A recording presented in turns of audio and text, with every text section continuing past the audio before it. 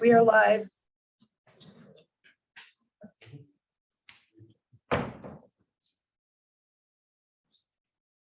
Ready else? I am. Yeah. Okay, you don't have to wait.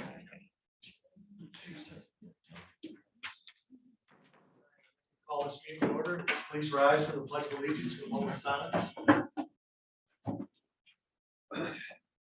I pledge Allegiance to the flag of the United States of America and to the republic for which it stands, one nation, under God, indivisible, with liberty and justice for all.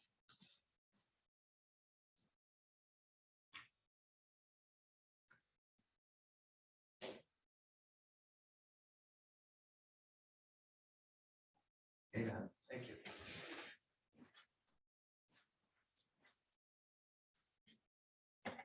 So roll call, please.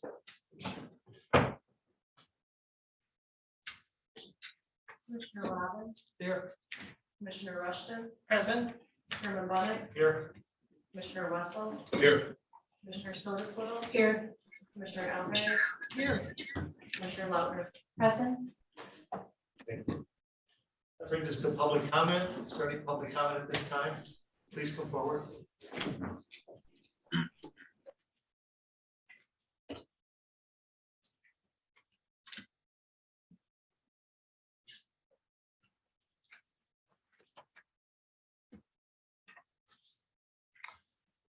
Good afternoon. My name is Doug Whitley. I live at 12851 North Island View Drive in Leelanau Township. I am a volunteer with the Leelanau Internet Futures Task Force. I have some experience in the telecommunications industry as a former executive with Ameritech, Illinois, during the era of deregulation, rapid changes in technology, and the introduction of competition in the marketplace. Every day I am thankful and grateful to 186 Networks that brought fiber service to my neighborhood. I use the service every day and it's a wonderful thing. However, I am cognizant that there are thousands of residents in Leelanau County without comparable service, not to mention those with no or sorely inadequate experience with their telecommunications needs. I joined the LIFT committee 2 years ago to help resolve this deficiency for our county. Most particularly, I wish to thank this county board for commissioning DSC Technologies to undertake the detailed parcel by parcel study of the telecommunications service availability throughout the county. The rural broadband inventory was foundational for all that has come since last summer. I was surprised to learn over 5,000 parcels, a number that represents far more than 5,000 people, are inadequately served at a time when it has become readily apparent to all that high-speed internet service is imperative in contemporary times. COVID has greatly illustrated the need. I was shocked to learn that my township represents the largest number of unserved parcels in the county. I'm proud that the Leelanau Township Board adopted a telecommunications resolution earlier this month that has been shared with you. The resolution details the challenges facing over 1,000 township residents who lack broadband internet service and are also vulnerable to health and safety issues related to poor cellular coverage that may keep someone from prompt access to life support related to emergency management services. I urge you to embrace and improve the countywide fiber service plan that Commissioner Solis Little is presenting today. I also urge you to proceed with the construction of 3 new county-owned telecommunications towers, including one in Leelanau Township, that will improve 911 emergency service, cell phone reliability, and entice telecommunications providers to lease space on these towers to improve and enhance the private sector's service offerings to the residents of Leelanau County. I envision a future in Leelanau County with a highly robust and competitive internet market, where practically every household, farm, and business have the internet access and pricing that they need and can afford. New towers will enable cellular phone companies and wireless internet service providers to lease the platforms they require and will undoubtedly bring greater price competition to improve the affordability equation for their customers. I see a future with multiple private sector providers offering a variety of service plans and a countywide fiber network to be a model for other counties to emulate.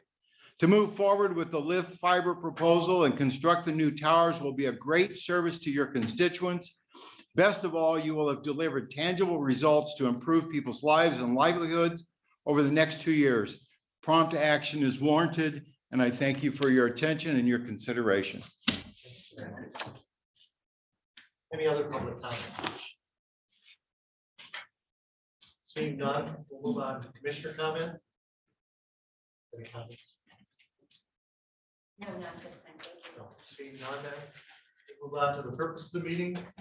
And the first item is the review of American Rescue Plan Act, the funding request. On that, we have the state of Michigan ARP fund update. I think we have Mr. O'Malley here and Representative Mr. Vanderwall. Yeah, that's Mr. Callahan. He's representing All right. Senator Vanderwall, and I believe he's in the center screen there. Yes, Senator or Representative Mr. O'Malley, would you like to speak about what's going on with the state, please? Sure, happy to do that. Thank you. When we talk about ARPA dollars, I know that we have voted out. This is just kind of a quick overview for you. Non-discretionary funds. We've appropriated monies for public safety, COVID-19 treatments, and afflicted businesses. Also, the Senate is currently working on, as I understand it, and Mr. Callahan can probably follow up on that. There are some other things in the Senate, and I believe we're working on a water infrastructure funding. When it comes to internet and potential further ARPA funding, as I understand it, the way I would be able to explain it is it's possible. One of the things, chatting with the folks in appropriation, $10 billion, or could be even a little bit more when you look into the surplus in our own general fund, $10 to $12 billion is not easy to spend if you want to do it thoughtfully and smartly. So they are moving, and the discussion is, do they try and spend it all? And I'm not on appropriations, just so you know, I'm in policy, but do they try and spend it all by the end of the year, and allocate it all out, or do they spend a portion of it and wait for more to be spent, say in the next budget cycle? Those are all discussions that are being had between the Senate, the House, and the administration. As I understand it, there are lots of funds, or more funds, I should say, out there for broadband expansion and that sort of thing. And there's a strong possibility that there will be other funds, ARPA funds for broadband specifically, appropriated yet this year, in this coming budget. Can't promise you that, but talking with the folks in appropriations, the guess is, and who knows what might happen in a few months as negotiations move this way or that. But right now, it's a pretty good chance there will be more ARPA dollars coming from the legislature here yet this year. So that's kind of a thumbnail, a sketch. I know we've been getting lots of questions. I'm sure the senator's office too. Well, what about these dollars? What about those dollars? And again, it is a slow process. Would I like it to move a little faster? Yes. But chatting with our appropriations chair, Representative Albert, it sounds crazy, but the pressure from all sides of, can we have our share? Can we have this? Can we have that? And you want to do it right, is very strong. And they are, I will say this, the House, the Senate, and the administration are all trying to spend this money wisely as they move forward. So that's my take on it. I don't know if Jamie has any thoughts to the contrary or his own. So, Jamie?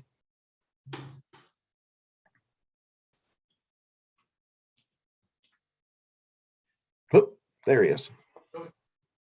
Yeah, Mr. Callahan, did you want to speak? I think you're muted. He's driving, so it's got to be difficult. Yeah. I pulled over. Be safe. I don't know if I thought I'm unmuted. It No, says I'm we can hear you unmuted. now. We can Oh, hear you now. great. Wonderful. I did pull over, so I'm being nice and safe there.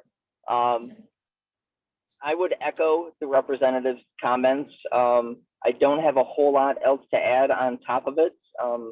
Primarily, I think that a lot of the ARPA dollars will be done more in separate supplementals versus rolled into the larger annual budget. There'll probably be some that get put into a budget, but considering so much of it is one-time dollars, I think that there is a desire to see those one-time dollars spent separately and not rolled into an annual budget type bill. And I chatted with the senator this morning to see if he had any additional extra little tidbits on what's coming or what's in the hopper, especially in broadband. And he unfortunately doesn't have anything other than we know that both Senate and House appropriation leaders are talking, and they're talking with the governor to try and craft something that works for all of Michigan. That's what I know. You know, and I'll just jump in here, just a slightly other, kind of a slight comment diversion, not exactly on the funding, but on understanding the situation. Dealing with 4 counties, I know the senator has 12, but dealing with the 4 of the 101st, one of the things, and I'm learning about all this broadband and how do we expand and the issues that even urban areas have, but especially my rural communities. One of the things that adds to the frustration, and I'm guessing I'm preaching to the choir here, but just so you know that I'm learning, each county, it'd be nice if we could just say, hey, these 1 or 2 options on broadband expansion will work and woohoo, you're good to go. But each county has its unique geographic locations, its whatever issues that have to be worked. And it is very expensive, as I know you know. So I applaud you on tackling it because it is something that needs to be done, but it is a case by case basis. So I applaud you for that. I will jump in on one other thing, that I know that a lot of people have broadband as a top issue that they know needs to get addressed better than where we've been. So I know it's on their radars. It's a matter of how that all comes together. Anything else? Yeah, did you have questions or go ahead? I had a comment. Sure. I wanted to thank both the representative and the senator for their support for early childhood and mental health and the efforts that you're making in that area. Thank you very much. You're very welcome. And I will speak briefly on childcare. We hopefully will get a hearing this month coming up in the Senate. We'll get those 8 bills on the way to the governor because I know she's ready to sign them. And we've got a few more in the works to keep this moving and make that even better. So thank you very much for that support. That's exactly what I was going to say, as a deep heartfelt thank you for all that you are doing, because I know you've been a leader in the early childhood arena, helping to try to put through legislation that's going to be meaningful for making some significant changes. And Jamie, if you might want to mention a little bit about what you're doing in the mental health area. I know that you and the senator are doing some impressive work in that arena as well. Sure. We are got a lot of different things on the agenda. The primary big one right now that we've been working on, and we're optimistic for a vote this week in committee, has to do with pharmacy benefit managers. And they're kind of like the middle layer people between the manufacturers of drugs and your pharmacists. They were created with the intent of help keeping costs manageable and lower for pharmacies, and then therefore to all of us. And there's a bill that we're working on to try and kind of rein that in a little bit more to help keep savings going to individuals.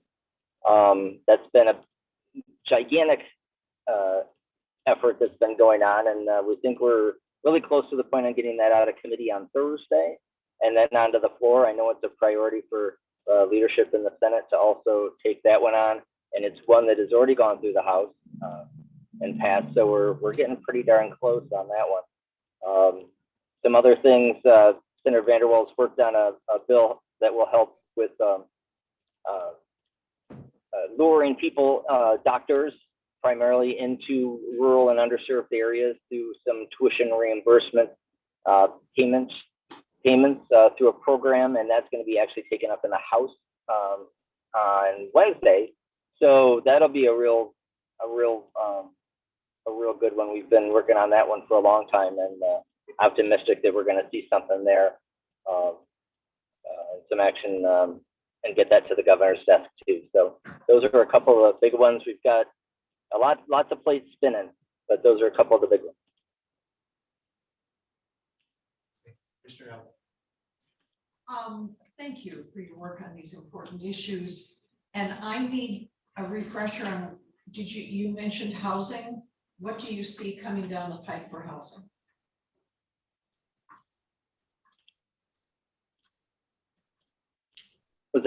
Who is that directed, to the representative or to me? I'll jump in, Jamie. Thanks. At the moment, I don't see anything specific now by way of ARPA dollars and that sort of thing. I don't know specifically what might be coming that way. I know that continues to be a key issue. But zoning and jobs and cost, it is a big elephant that needs to get tackled. Chatting with some of the county administrators earlier today, maybe one of the ways to help with housing is more of a regional transportation to get workers that live in an area where building is more affordable per se to Manistee or Traverse City or wherever the jobs might be. We do need to kind of look outside the box, especially with our region being a little bit different than say other parts of the state. So I've said many a time on various topics, the 101st, I'll speak specifically of the coast, we could be victims of our own success. And everybody wants to be here, and that drives up costs, including housing. So those are things that we have to look at. I wish I had a snap my finger answer for you, but as you know, that it's difficult. And but by way of funding, I don't know of anything specific, but I can definitely talk to the Probst folks and see what might be sitting in the wings on that. I appreciate that. Thank you. Most definitely. The only thing I would probably add a little bit, Kurt was with some chamber folks in Cadillac the other day, and housing came up, and that Cadillac is looking at some of their zoning ordinances, and the senator would advocate that to any municipality. So when it comes to housing, and that from a zoning perspective, and there's a lot of places out there that will have minimum lot sizes that are very big, and with maybe towns looking to redevelop or to bring in some more affordable housing into a community, that having doing some legwork on zoning to make sure that is part of the puzzle, and getting those pieces lined up for possible smaller lot sizes and things like that. Any other questions or statements? Then at this time, thank you for all of that. I would like to bring E forward, which is the Rural Broadband Inventory Survey Report. And I would hope the representatives would stay and listen to that, just so we can have them see what we're talking about here as far as Chris just texted me. He didn't have the link for the Zoom. He's on. There he's on now. Good. so do you want to introduce him? Yes, of course. This is the gentleman who'll be speaking next, presenting the lift report is Chris Scher, and Chris is the owner of DCS Technology Design, and has been very incredibly helpful in putting together our solutions as we're looking at the county and determining how we can address the gap in internet needs. DCS Technology Design also did the rural broadband survey that looked at the county township by township, parcel by parcel, and examined how much internet was available, what was the space. And and based on that, the work that's continued with Chris and Lift Committee and Commissioner Lautner and Commissioner Wessel has been based on that data. And I'm excited to have Chris give you all the details of where we are, what our overview is, and what our recommendations are. Chris?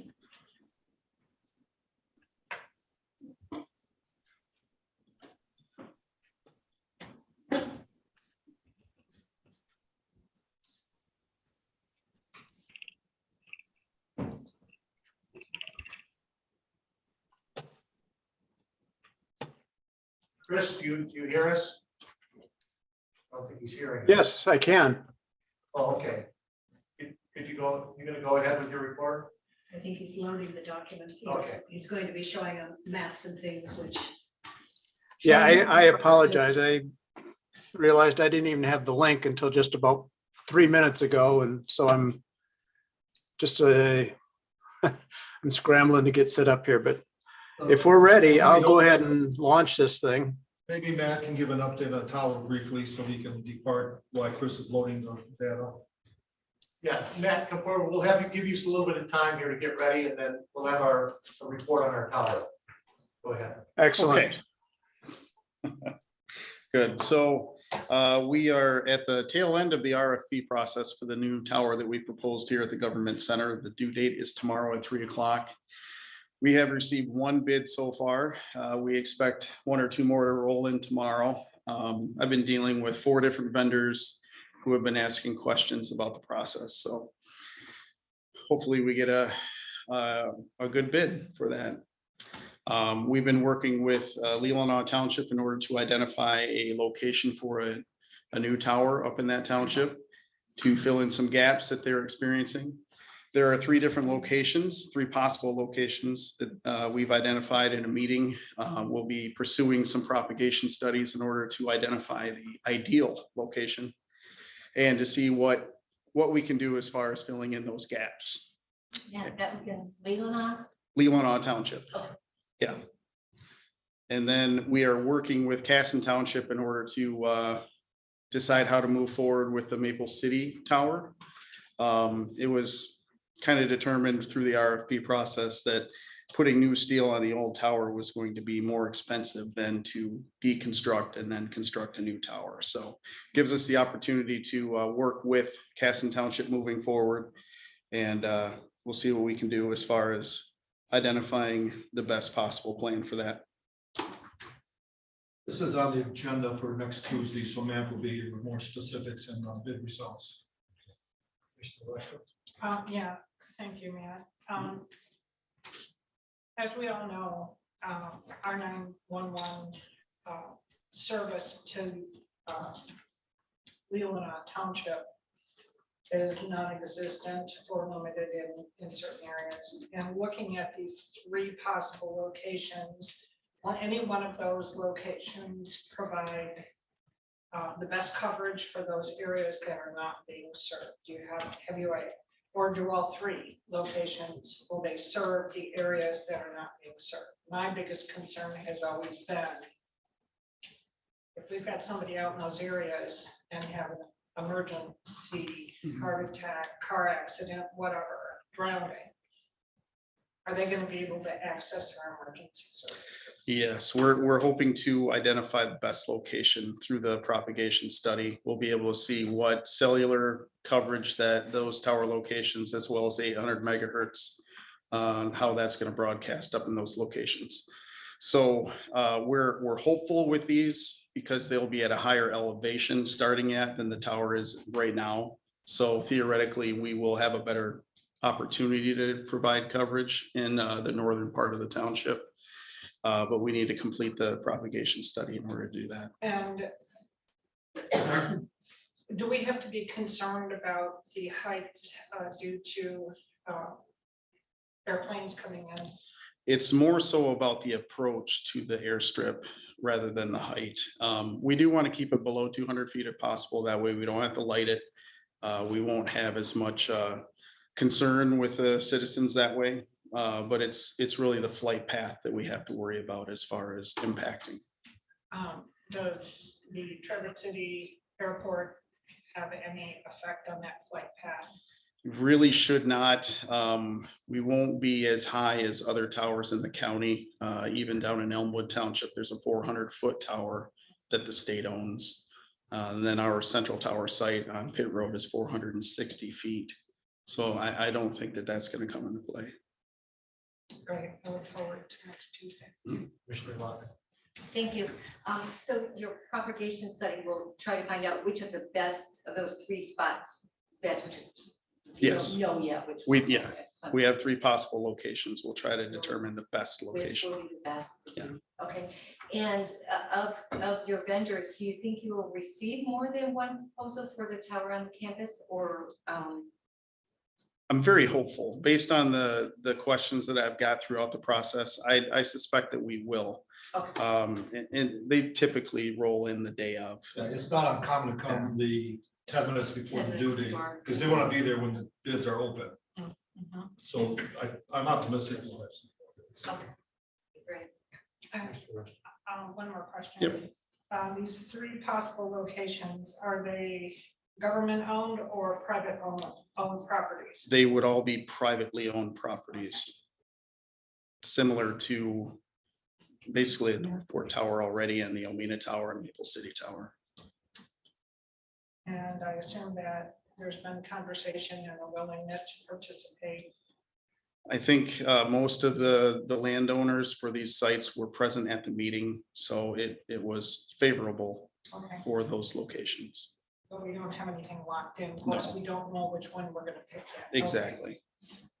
Yeah, there was a lot of discussion about moving forward with an RFP process that day. We need a little bit more information before we do that. Okay, thank you. Any other questions? Thank you. Thank you very much. Thank you, Matt. Mr. Curry, are you ready now? Yes, I am.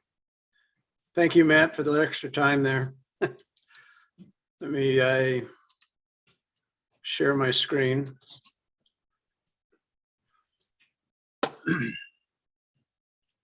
Everybody see that? Yes.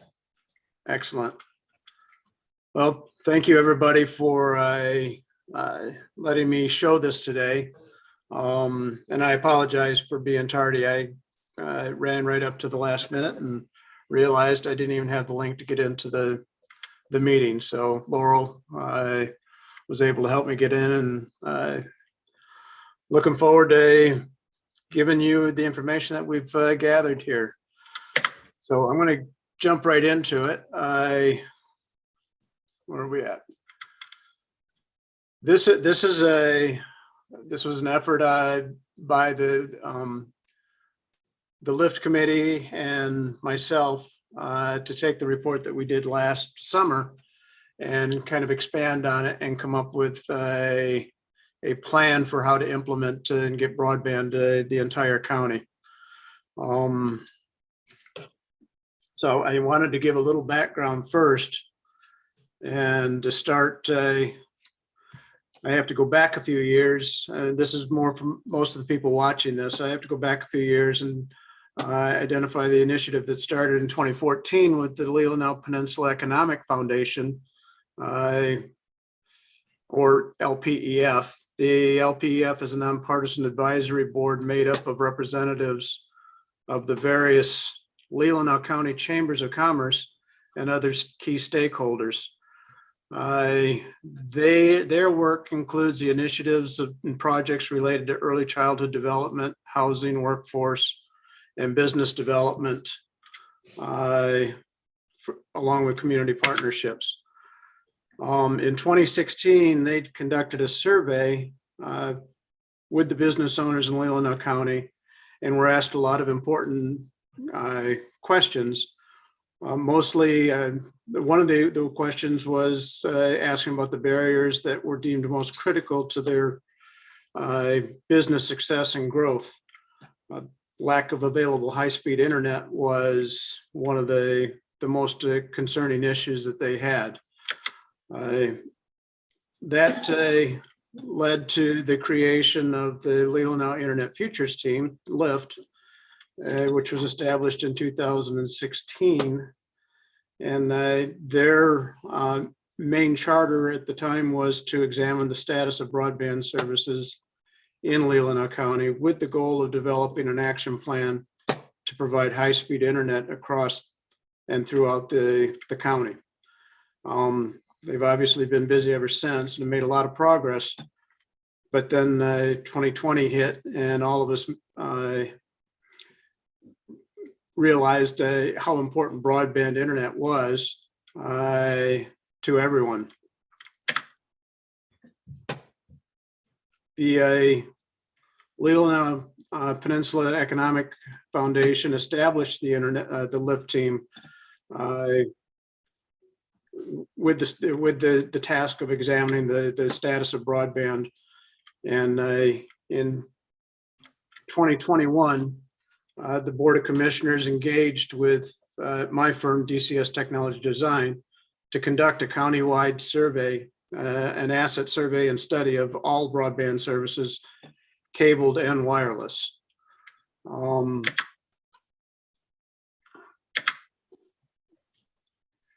A few factors that I wanted to note that were escalating the importance of the study was obviously first COVID. That was bringing the need for broadband to the forefront of society. Next was a reverse auction that occurred in 2020 by the FCC called the Rural Digital Opportunity Fund, or RDOF. That had some impact on the county, which we will talk about here in a second. And also relative to that is the RDOF was plagued with some problems due to the Form 477 that it was using as the platform for how it was developed. And we won't talk a lot about that, but that did have a lot of impact on how we moved forward.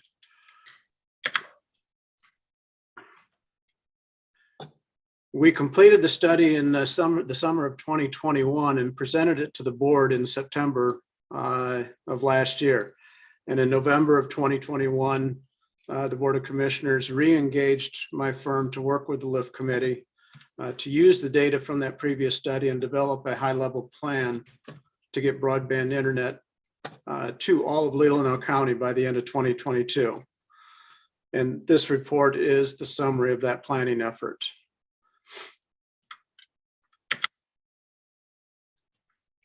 We all got together in November. We started to meet and we needed to establish a few things, which started with the simple mission statement.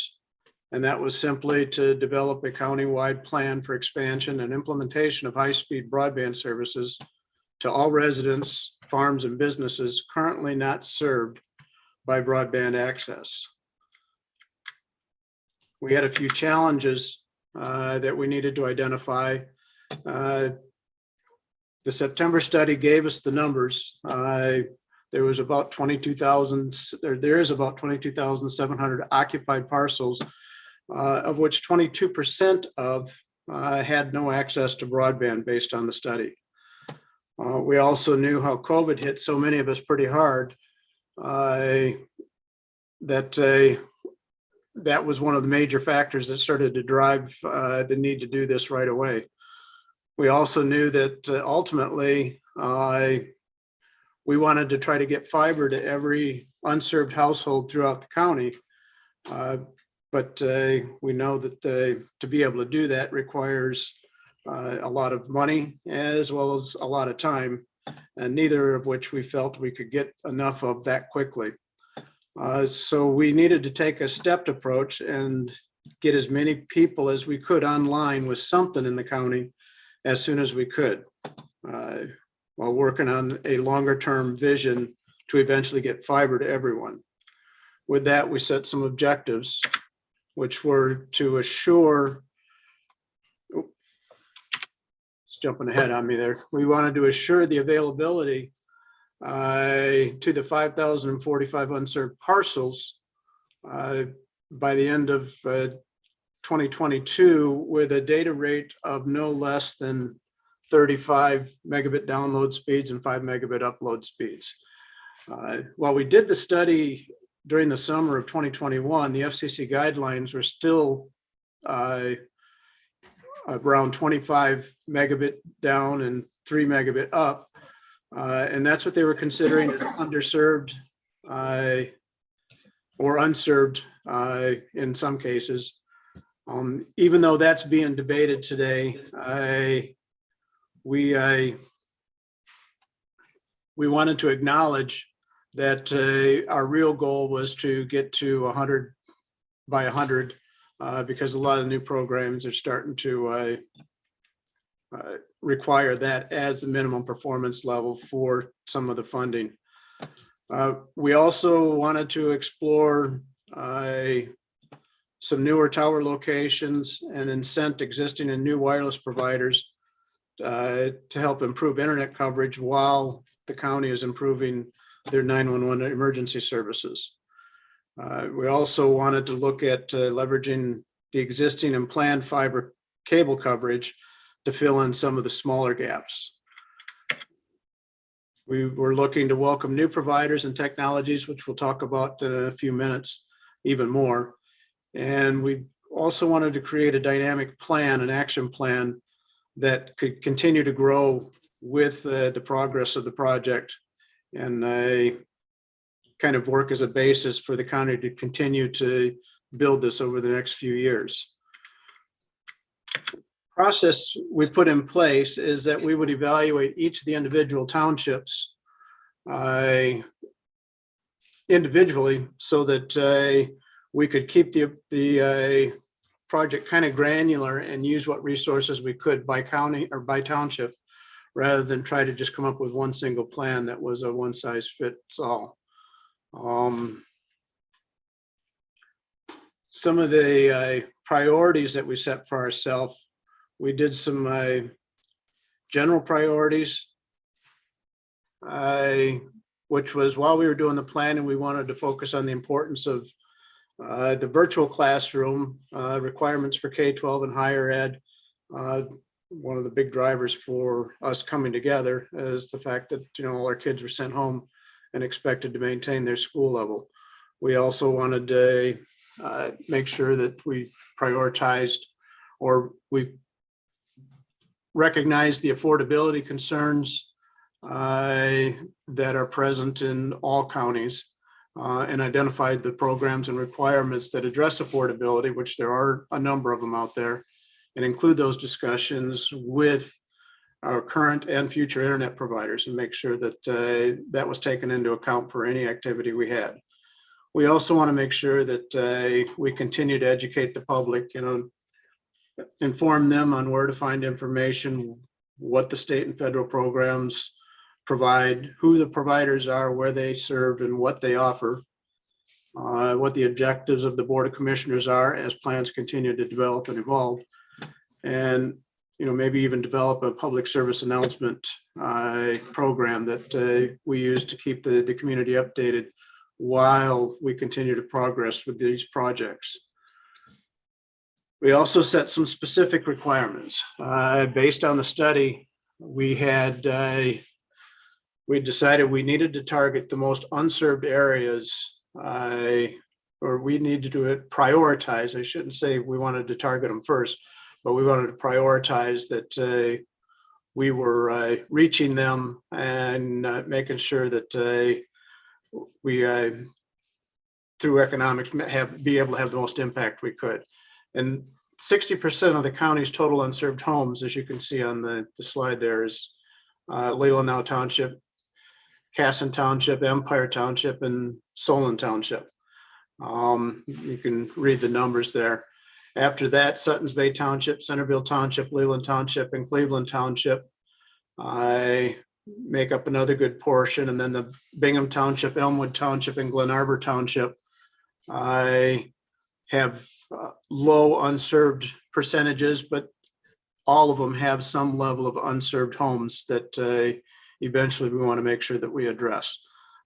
These priorities are important for what we're going to talk about a little bit later in this presentation. The timeline that we were giving ourselves is we decided it had to be kind of a stepped approach. So we have a short-term timeline to try to get 35 megabit down and 5 megabit upload services to all community or all residents by the end of 2022. And we're looking at doing that by leveraging new generation wireless technologies, which I'll talk about here in a minute. Identify the planned fiber construction that's already in progress in the county, and that's through a program called RDOF, which I'll also talk about in just a second. And then identify, again, the small gaps that we have existing services, mostly broadband cable TV systems that we can ask to get extended into these 2 and 3 home locations that had just been kind of skipped over.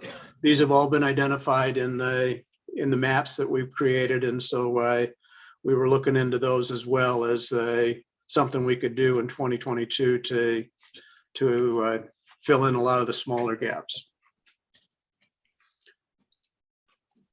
The long-term goal is quite simply to try to achieve fiber to the home or hybrid fiber coax, which is cable TV connectivity that is capable of gigabit services by 2026. We would like to see that by the end of 2026. We also recognize that all new fiber to the home design will be capable of up to 10 gig and even 40 gig standards within that time frame. Although our immediate goal is to make sure everything we do by 2026 is at least capable of 1 gigabit symmetrical. So I'm going to go through and just talk about where we're at today and show you this map here. This map represents Leelanau County as it is cabled today. All of the blue area indicates where Charter Communications offers services. Most of it is advertised to be able to reach gigabit speeds. Although I know there's some areas that they don't actually offer the service yet, and they may have some shortcomings there, but the technology itself is there and should be able to provide more than adequate broadband speeds. We've also got some activity going on with fiber optic providers. The red area that you see there is Cherry Capital Communications, and I've just recently updated our maps with some of the progress that they've made just within the last couple of months. We'll talk a little bit more when we get to that township.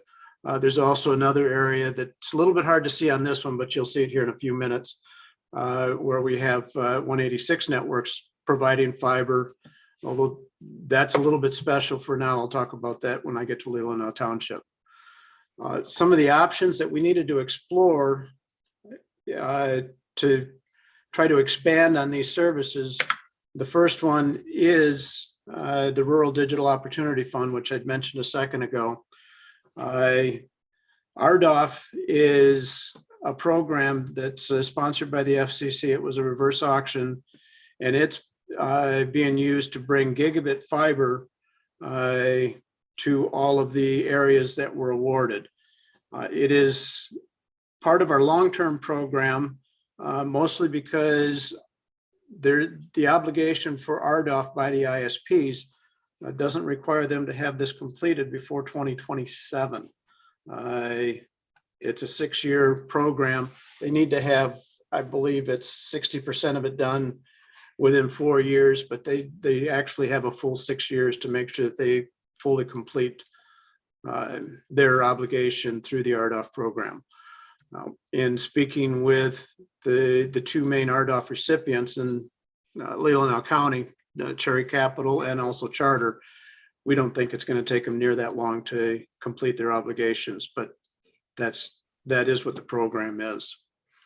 The other options that we were exploring, I mentioned, was the wireless.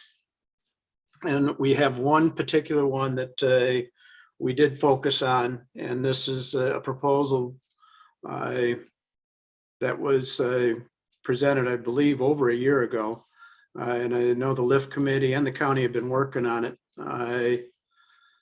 It was offered by Agri-Valley Communications, and it is a new generation technology that is not available in a lot of areas yet. It's based on newer generation 5G technology. Its biggest advantage is that it's using a frequency band called band 71, which gives it a lot greater reach from the tower locations where it's going to be installed. And you can see on the map I'm showing you most of the orange, yellow, and even the green and kind of light green colors all indicate that we should be able to see very good signal levels and be able to easily achieve our goal of 35 download, 5 megabit upload speeds using a wireless technology. So it's timely that they came along. The project is underway now. They expect to be starting to activate a lot of it as soon as they can get on the towers and install the equipment. We're anticipating early spring. And that will serve to fill in a lot of the unserved areas that we've got right now. So this is it's not going to fill it in completely, but this is going to be a big help for 2022. While we talk about the options that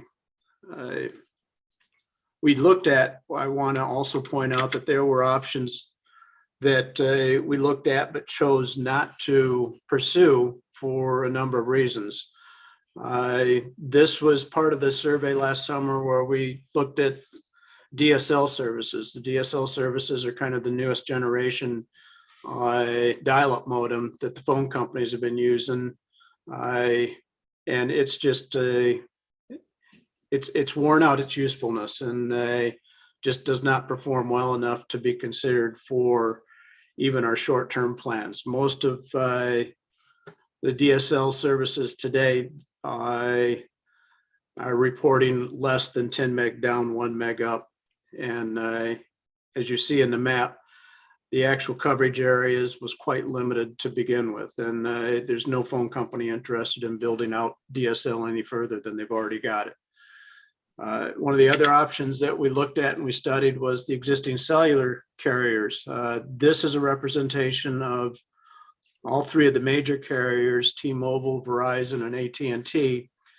And we found that except for one area around Glen, Harbour, there are no 5G services available yet in Leelanau County.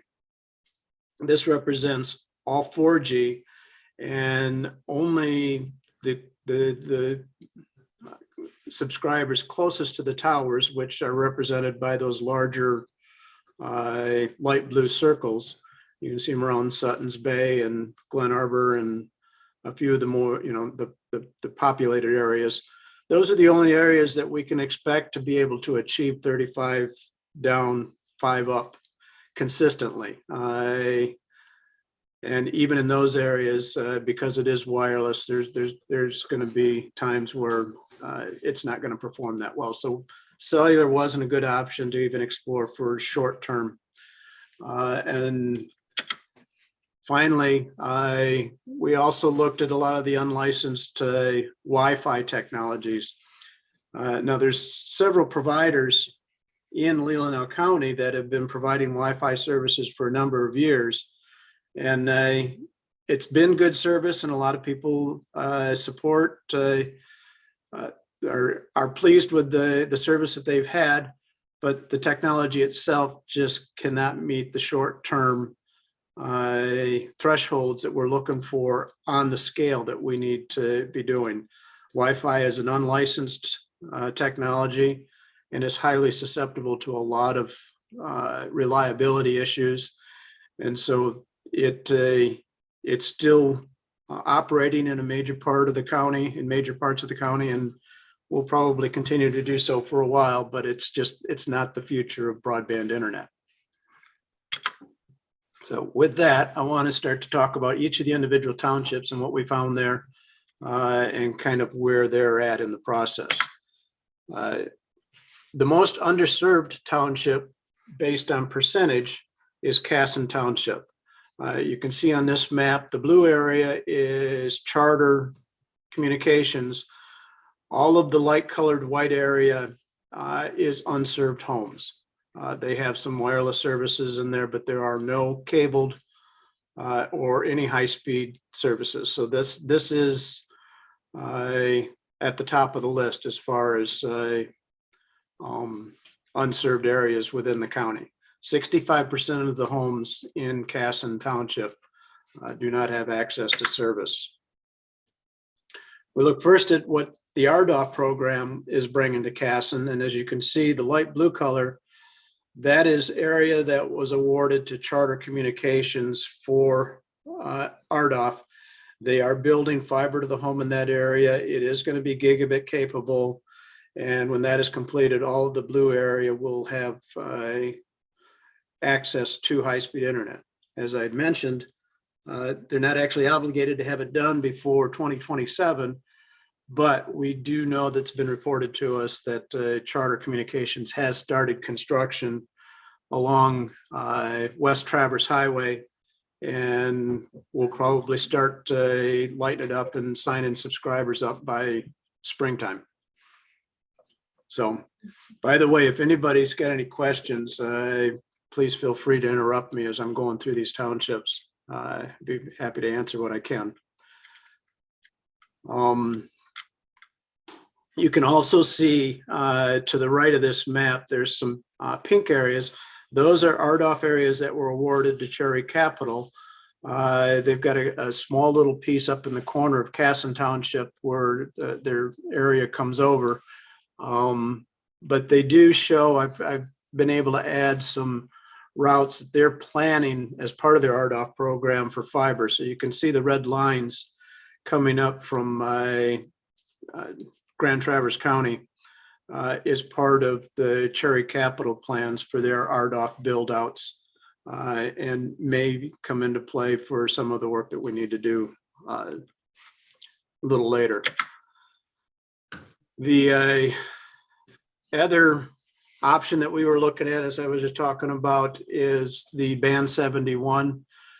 Maple City is going to be host to one of those tower locations, so a major portion of Casson Township is also going to have the option in 2022 of wireless services that will meet at least the minimum 35 download, 5 upload speed that we'd set for the short term.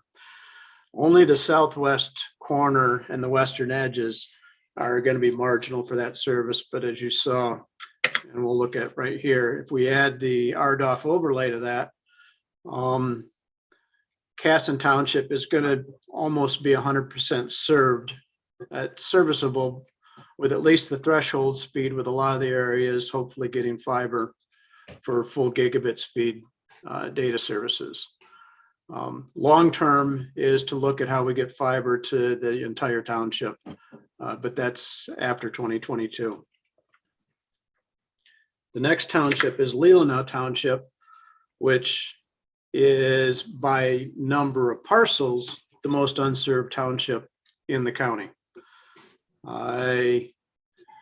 You can see here, though, it's a little bit easier to see the area that Cherry Capital has been building. It's the red area along the shoreline there.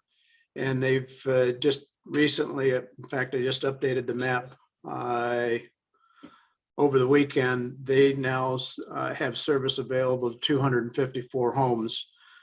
It still leaves 1,047 homes unserved in Leelanau Township, but definitely progress being made there. The other area up around Christmas Cove, you can see the purple area now. That is a fiber optic network built by 186 Networks. The limitation they have is that it's being serviced through a microwave or wireless backhaul, and that limits the speed to below. They advertise that it's 75 meg download, 25 meg upload. One of the LIFT members that helped us work on this does live in the area, and he reports speeds a little bit better than that. So for right now, it's serving that area well, but as we continue to build out fiber throughout the county, if they can connect up to a middle mile or backhaul that has full gigabit speeds, then that neighborhood will instantly become a gigabit served community, since the fiber is already in place. As far as RDOF, excuse me,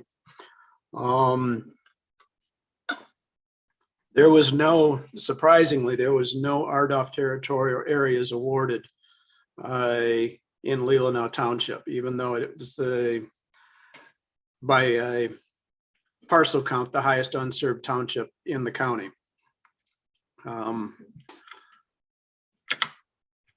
So if we look at band 71, there's a tower location planned just north of Omena. But as you can see, that doesn't provide a lot of coverage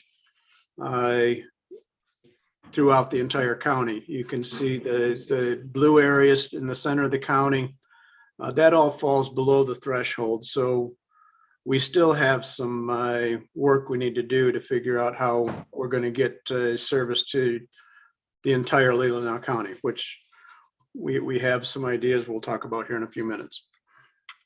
And finally, just as in summary, the area in green we feel is going to be at least serviceable with 35.5 within 2022 with the activation of the band 71 services, the wireless services.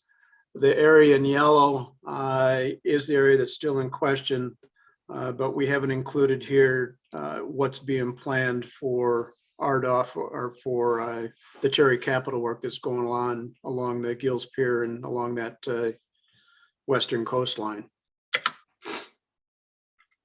Empire Township is the next one we want to look at. Very high level of unserved parcels, 659. It's in the top 4.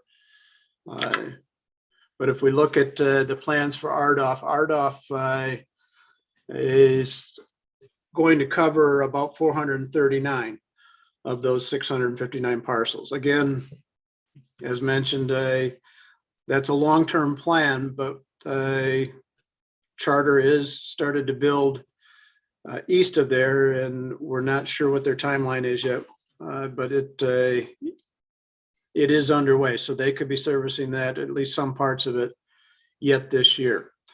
If we look at the other alternative with the band 71, Empire doesn't fall within the footprints of any of the band 71 stuff very well. You can see around the northeastern and the northern sides of it, we have some coverage, but we get closer to Empire, the village. That purple and blue you see is not going to be adequate coverage for wireless. So we have some work to do on that. So in summary, we know the area to the north will probably have some level of band 71 services. In the south, we hope that the RDOF fiber build gets us a lot closer to 100% coverage, but there are still some areas there in the center that we need to do some additional work with. Solon Township kind of rounds out our top four. There's 575 parcels unserved there. But they have some activity going on with RDOF that hopefully will help them out. As you can see, this is the Cherry Capital RDOF areas. And this also, I'm sorry, somebody's asking something? No. No. No. Okay. So we've got Cherry Capital with plans to build some RDOF. I don't have the timeline for them right now. But they've got approximately 102 of the 575 unserved parcels planned to build fiber to. You can also see the red lines on this map showing what their planned backbone is. And in discussions with them, they do have plans of trying to pick up people along those routes as well. So that will help fill in some of the gaps. Looking at Band 71, because the Cedar Tower in Casson does cover a good portion of the northwestern corner of Solon Township. But we get down into the southeastern corners. We have some low-lying areas that are still going to require some focus. And if we overlay the RDOF over that, you can see area 2 as it's shown is the area that we do have to look at a little bit further, although we may have a plan for that. Suttons Bay Township is 545 unserved. If we go right into the RDOF, we've got some RDOF areas that have some coverage in there. We add to it the Band 71, and we see we've got some wireless coverage potential in the northeastern corner coming from the Omena Tower, as well as some coverage on the west side of the township coming from the Maple City Tower. But we still have quite a bit of purple and blue in that area, which is still leaving people in unserved areas. We combine it all, you can see that we still have some work there to find out how we can get services to some of those areas. Going into Centerville, we have 391 unserved homes. We add our RDOF layer. We get some coverage in the north, and we get a couple of small areas in the south, but we still have quite a few that are left without service. But when we add the Band 71, we do have quite a bit of good coverage coming in from the north and from the south.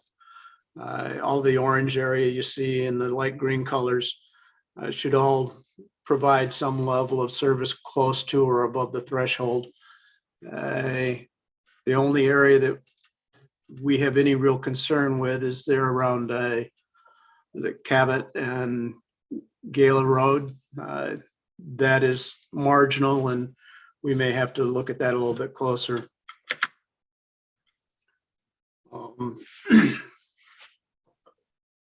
So we combine the two. We can see that for 2022, we're going to be able to service most of Centerville Township. We go into Leland Township, 454 unserved.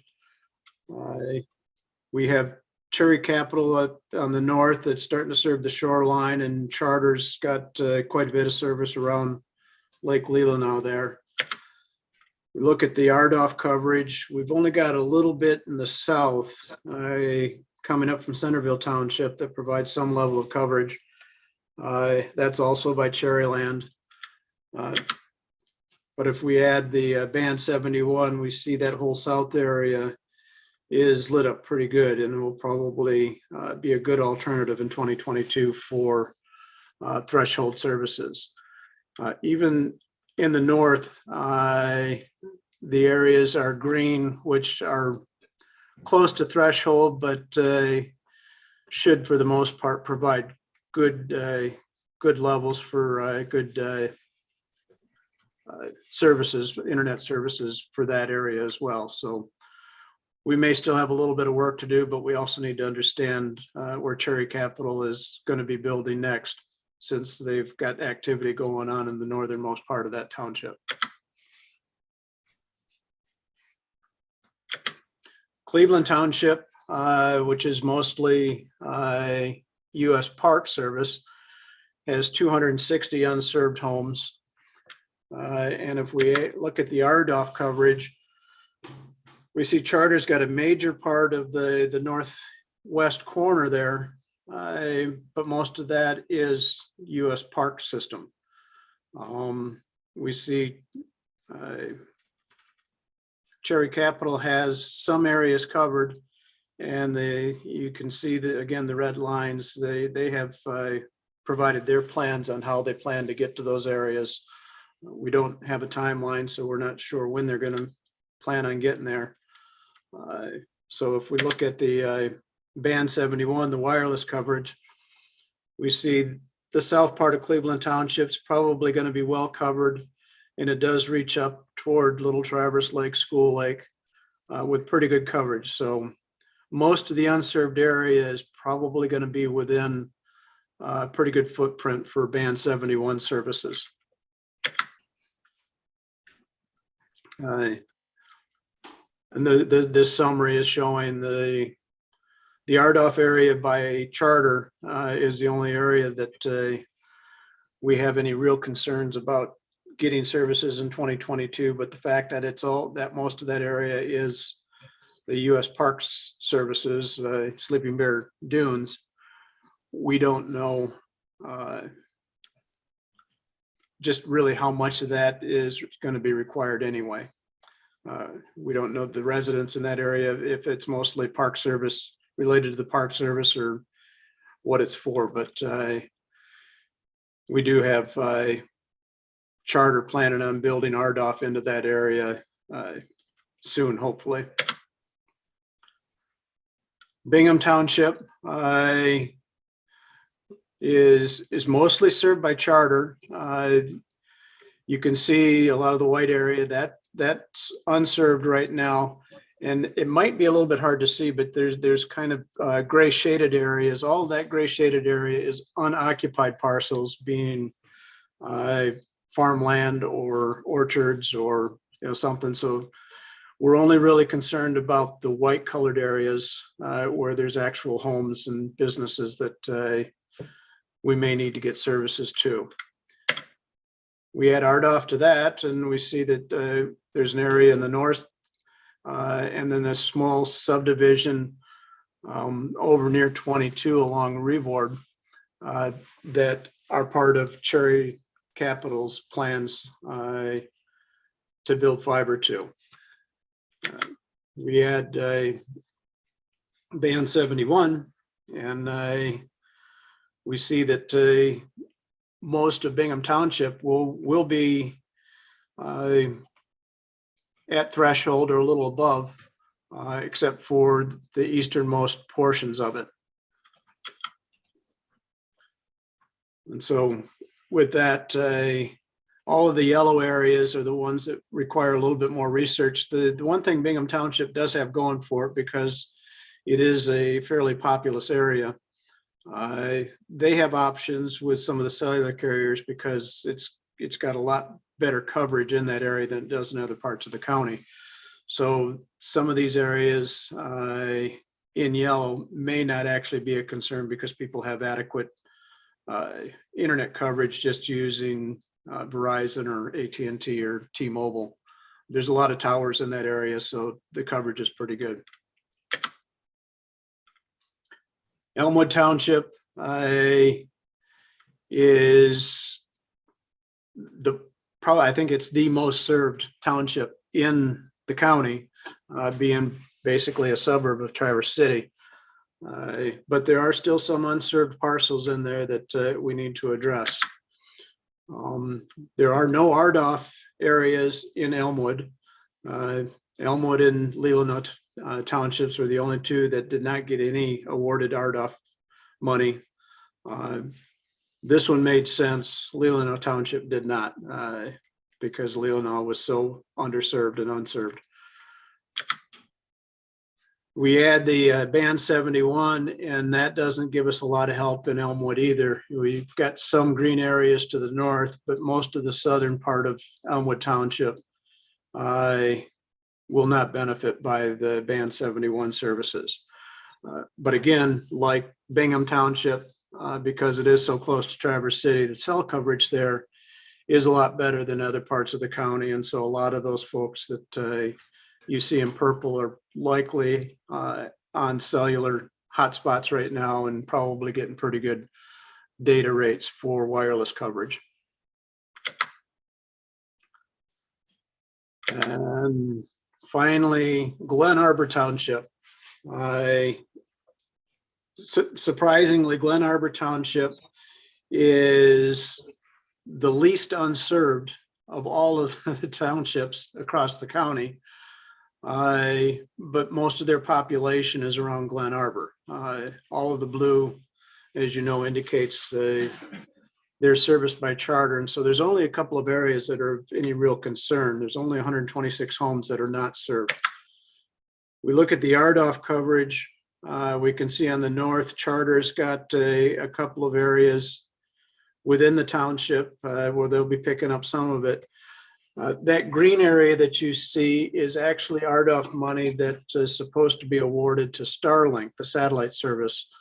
So that it's kind of meaningless on this map, because if Starlink is available there, it's going to be available across the entire township and county, in fact. So I haven't spent a lot of time reviewing any of the green areas just because of that fact. If we look at the band 71 coverage in Glen Harbour Township, we see that along the shoreline there, we have green areas.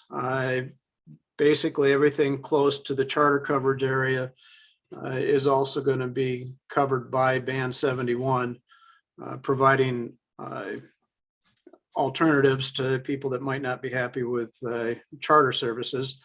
But that's most of where you see the good areas. The getting over into the US park system, the colors drop off real quick, and so there probably won't be much wireless service availability in those areas. Putting it all together basically paints the same picture that along the shoreline there around Glen Harbour, we should see pretty good service. We may have some work to do with some isolated areas near the park service and around the north side there to make sure that we get them covered. Which brings me to a new proposal that we've been looking at, and this is going to conclude my part of the presentation. But I wanted to say through the continued efforts of Cherryline Electric, wanting to serve their communities and cooperatively work with Leelanau County, they've introduced Point Broadband as an organization with the experience and resources to address the remaining gaps. A lot of the gaps that I was pointing out to you, I said we might have an alternative here. They're able to address the remaining gaps across most of the county to get robust and future-proof broadband to all county residents. Subsequently, Point Broadband has presented Leelanau County with a proposal, which I'm going to ask David Ficken, who is the Vice President of Strategic Growth of Point Broadband, to present their plan as soon as I'm done here for completing coverage across 7 of the county's townships. And with that, as a representative of the LIFT committee, an extension of the Leelanau Peninsula Economic Foundation, we as a committee have reviewed the Point Broadband plans and are happy to recommend to the Board of Commissioners and community members of Leelanau County that we enter into an agreement with Point Broadband to continue development of a countywide fiber optic broadband initiative. Dan Sullivan, who is Point Broadband's general manager for Michigan, I believe is in the room. And I would like to turn it over to him now for a brief overview of Point while Dave gets ready to do his part of the presentation. So Dan, if you're there, you're on. Hey, Chris, great job. Thank you, David. Dan can introduce himself. I'm just going to ask the board, we're well into an hour. Does anybody need a bio break before we keep going, or we good just move to the next section? I'm sorry, I didn't hear what I It's said. just a short break. Oh, Would you like to take a break? Anybody? yeah, let's take a quick break. Okay. Sorry, yes. Take a 5-minute break. We'll be back here at 20 after. Hey, Chris, you stop sharing. Yeah, it looks like, All right. Hey, Dan, can you see that? Yes. Yes. yeah, you're up, Dave. Okay, cool. I was just trying to be kind to the audience.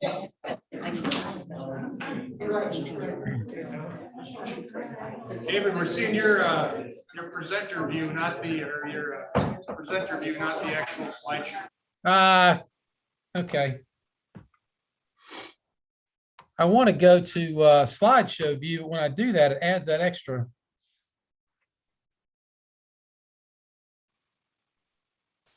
Wonder why it does that. Let me see if I can click on this. Hang on. Do you have multiple screens, Dave? I do. If you go back, Hang go on. I back gotta to, finish. yeah, end your slideshow. Oh, wait a minute. I wrong idea. Hang on.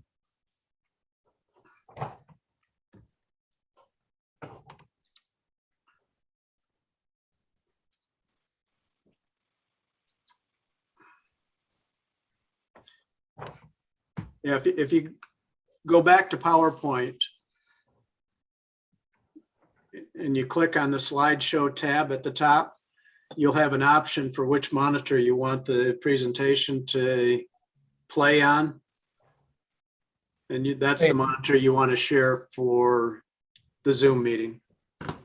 And that way you've got the presenter's screen in front of you and the presentation screen on the monitor that's being shared.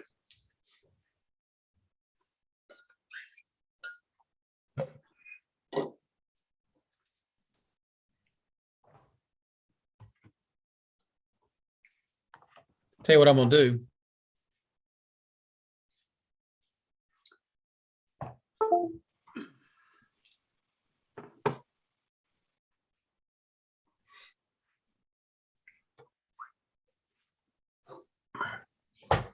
I'm gonna try this. I just disconnected my other monitor.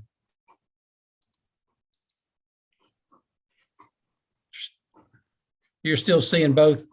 Yes. It's really weird.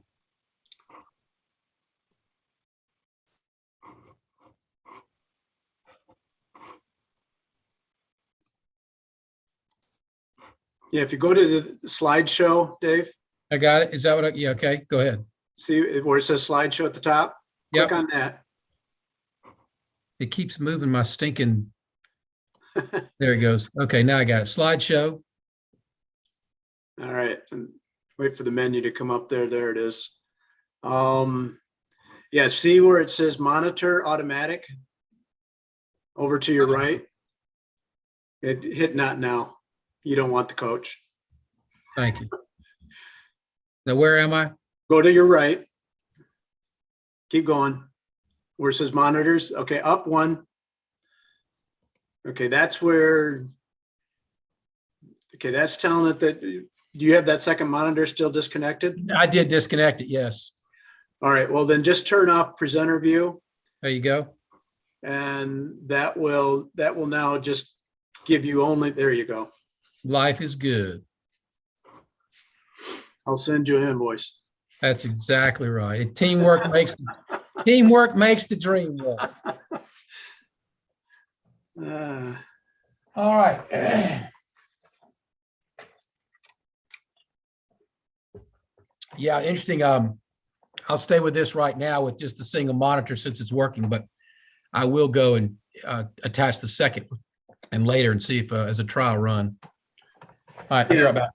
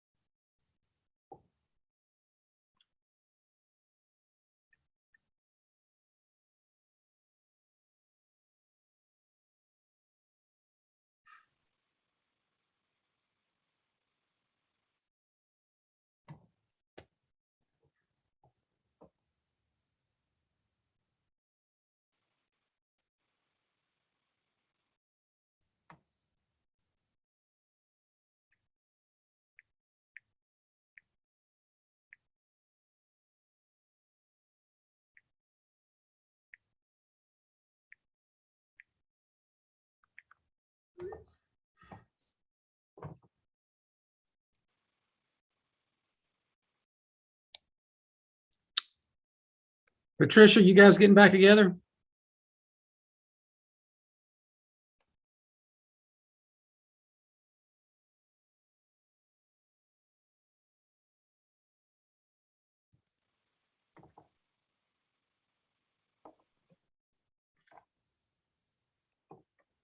Can you hear me?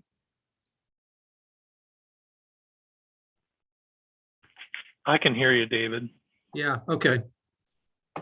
It just got real quiet in the room there. They're probably on mute.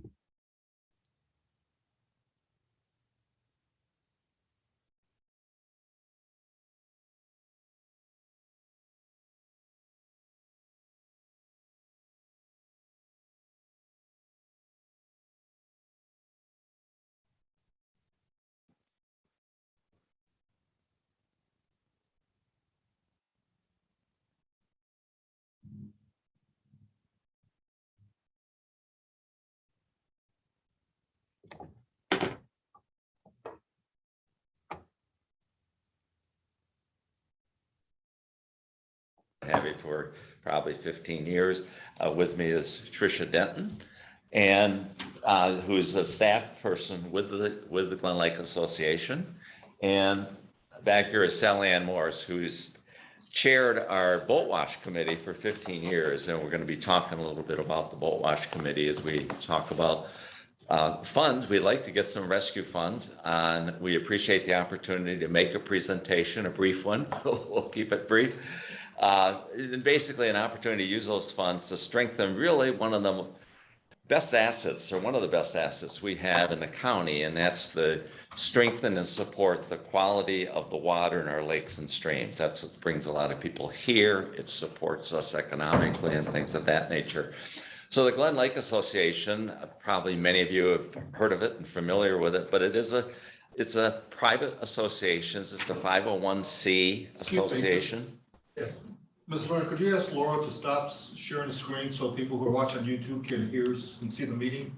Because right now, there you go. Okay. Thank you. That's Okay. why on YouTube. No, that's fine. It's a 501c association. We do not receive any federal or tax money directly. All the funds to support the efforts of the association are through contributions from our membership. We have about 500 members, so that's great. And it's all focused on the mission of protecting the quality of the water in the Glen Lake and Crystal River watershed, okay? And the association was set up 77 years ago, and we put together seminars, education programs to basically support that key mission, protecting the quality of the water. It's important to emphasize, I was looking at the pictures up there, we have a lot of blue water in the county, but if we don't protect that blue water and it becomes infested with pollution, invasive plants and things of that nature, the water goes green. And once the water goes green, you cannot bring it back. So that's what our mission's about. Okay, the challenge we all have, okay. In the Crystal River, Glen Lake watershed, we basically have 6 lakes, okay, and then we have 2 streams we monitor, and coming into the lake, we have 15 water inlets. And so every year, the association does testing of those waters with an effort to see if you see any indication we might have a problem here, and then if there is a problem, get in front of it so it doesn't become a major problem within the lake. And every year, that means we're looking at about over 1,500 measures of the quality of water in those lakes and streams in an effort to stay on top of it, identify a problem, and get the problem fixed. Along those lines, back in, most of you I'm sure know, we have a large public boat launch on Little Glen Lake. And we came up with the idea, we ought to create a boat wash program to basically protect the lakes and streams from boats that come into the waters that might have an invasive species on them. They might have an invasive plant, a milfoil, or something of that nature. So in 1996, we established a boat wash program. And it's very simple in many regards. You bring a boat in, we're going to talk to where that boat has been, we're going to look at the boat, we're going to clean that boat to make sure that there's no invasive species on it. We're going to flush the motors. If you're a fisherman, and our fishermen are most supportive of protecting the quality of the water in the lake because they want to continue fishing and they want their grandkids to be able to fish when they're old. So anyway, we ask them what's the bait they're bringing into the lake to make sure there's no danger to that lake in terms of the quality of the water, given where they bought their bait and things of that nature. The boat wash program is during the summer months is from dawn to dusk. We're staffing that program to be able to wash the boats and meet with people coming into the lake. And the other thing we do is when they come into the lake, they have a lot of questions on the lake and things of that nature. We provide literature to not only help them out, but also to educate them on what they can be doing and making sure they're not contaminating the lake. To do that staffing, and we also have a lot of volunteers, particularly on 4th of July or the M22 Challenge, and there's a lot of activity, a lot of people there to help out. But we have 4 to 5 paid staff persons for each season. And we have our excellent manager back there, Sally Ann, who's been managing the whole program for 15 years. And we're extremely proud of that program. I think it was one of the first ones set up in the state of Michigan. A lot of other lakes approach us to see what we're doing and wanting to put in place a similar program in their lakes and to protect their water. So we're very thrilled. And that boat wash program is our frontline defense against aquatic species coming into the lake, plants, invasive plants like milfoil, which we've read a lot about, coming into the lake. You'd be surprised, the boat pulls in and there's plants hanging from the propellers and things of that nature. And we're trained our workers so they recognize, is this a potential invasive plant? You know, if they're not sure, we get it tested and things like that, all to protect the water quality in our lakes and streams in their watershed. So over the years, we expect increases in terms of the number of people coming into the lake with the national park and its effort. You know, every year they get more people in. And then COVID hit. And I think COVID made more people wanting to be outside. And as a result, we have a hit there. And that's introduced some challenges to us as we try to fund and take care of the program. And I'm going to turn it over to Tricia, who's going to talk about some of those challenges and how you can consider, please, using some American Rescue funds to help us out to address those challenges. Thanks, Danny. So the Glen Lake Association, like you said, has been in existence for 77 years. At the time, that was very forward thinking in and of itself, that people would organize to form a lake association to protect their watershed. It was one of the first lake associations in the state of Michigan. Yep. The boat wash program was the first boat wash station in the state of Michigan and the third in the nation. So again, very forward-thinking, visionary group of people that put these kinds of things forward. It's been highly successful. We don't have the other issues that other water bodies in the state have because of having that frontline defense. What happened with COVID is that we saw increases of nearly 500 additional boats coming through each year in the past 2 years. That was a 33% increase in traffic each of the past 2 years. So it put a lot more, much more higher staffing needs, wear and tear. Chad Janik helped us initially with getting in on applying for some of the COVID funds for personal protection equipment for the staff people at the boat wash. That was very, very helpful. But currently going into the annual operating budget for the boat wash is around $50,000 each year. And in addition to that, our well failed mid-year last year. So we installed the workaround surface water line, but our well does need to be replaced before this spring if we're going to keep up with the demand. I don't have to tell you that we expect the trend to continue. as far as visitors. And as Representative O'Malley mentioned, we are victims of our own success, but that success and the work that we do to protect that water body has a direct impact, not just on environmental quality, but property values and our tax base. So very important. And the boat wash staff are truly ambassadors for our area, for our county. They're just as likely to get asked a question about where to go eat, or, you know, or other local recommendations that benefit our whole community. And the boat wash is available, is open to anyone. You don't have to be putting your boat in on Glen Lake in order to use it. Just a couple more points and updates since we submitted our initial letter to Chet Janik.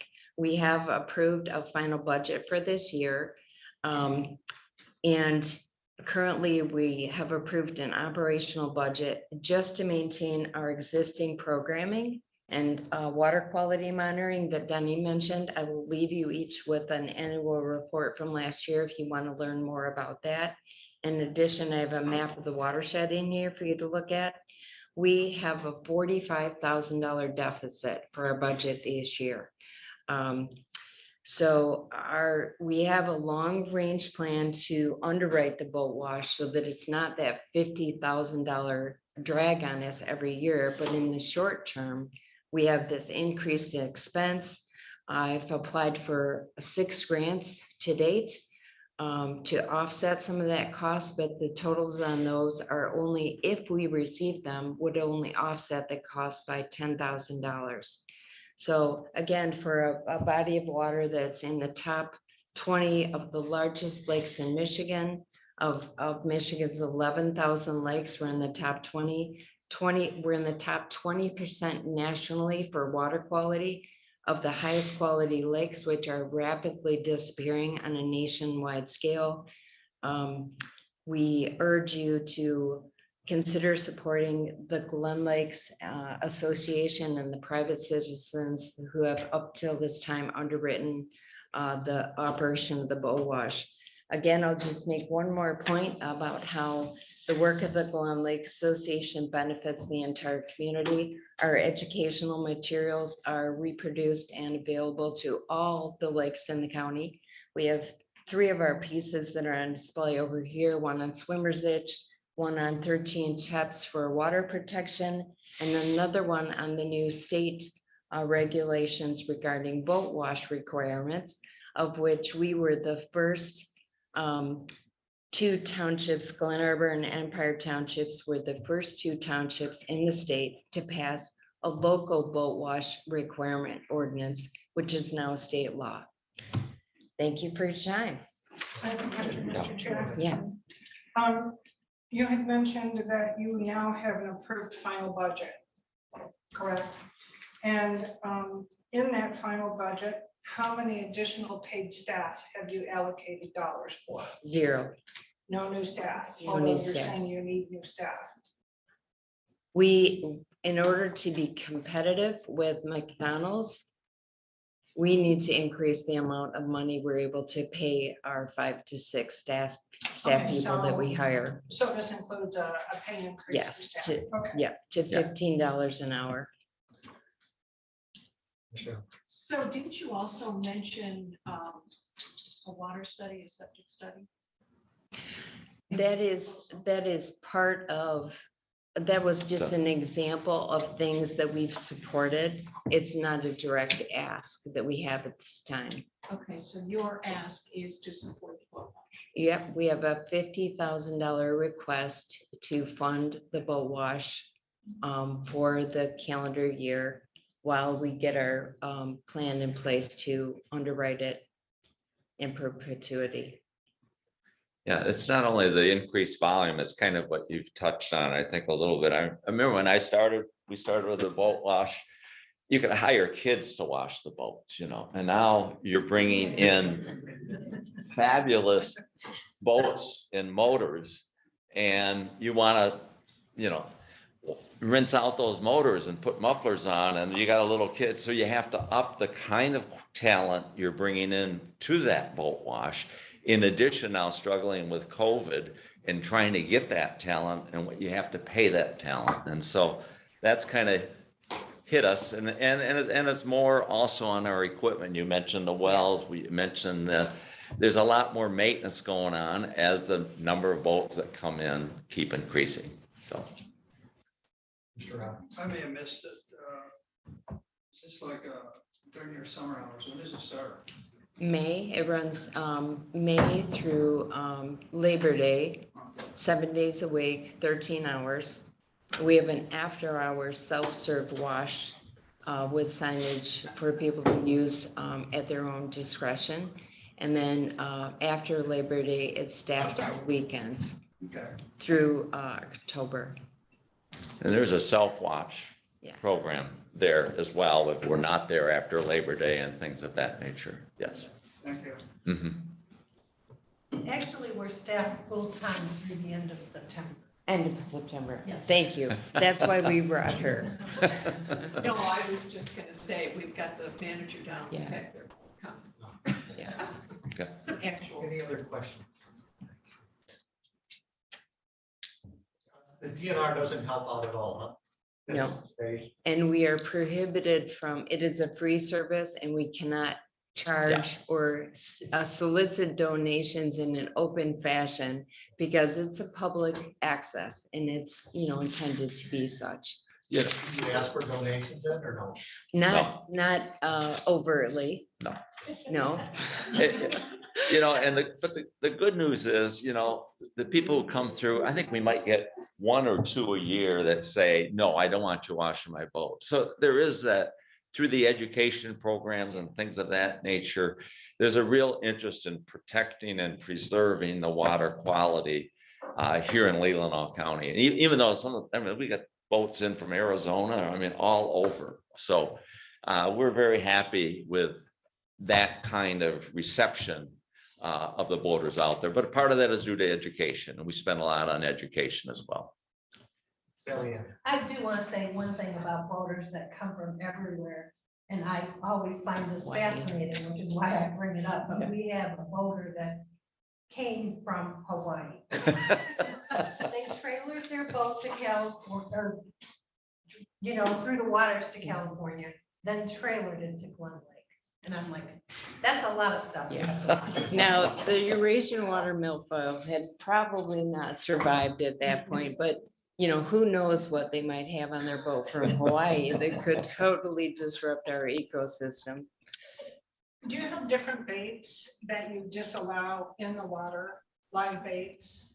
Yes, there are, and in particular, it's most aquatics, so minnows, crayfish, leeches. And the reason behind that is they will carry VHS, which stands for viral hemorrhagic septicemia, which is confirmed in Lake Michigan. So do you allow worms? We do allow worms. Those are not considered an aquatic. So they can use minnows, crayfish, all the things I just talked about, but they need to be purchased somewhere because those have been treated. So they cannot catch minnows in Lake Michigan and bring them to our lake. That's a DNR law though, isn't it? It is. Yeah. They can transmit viruses and bacterial infections. So, yeah. And there's state restrictions on that as well, that we enforce. Any other questions?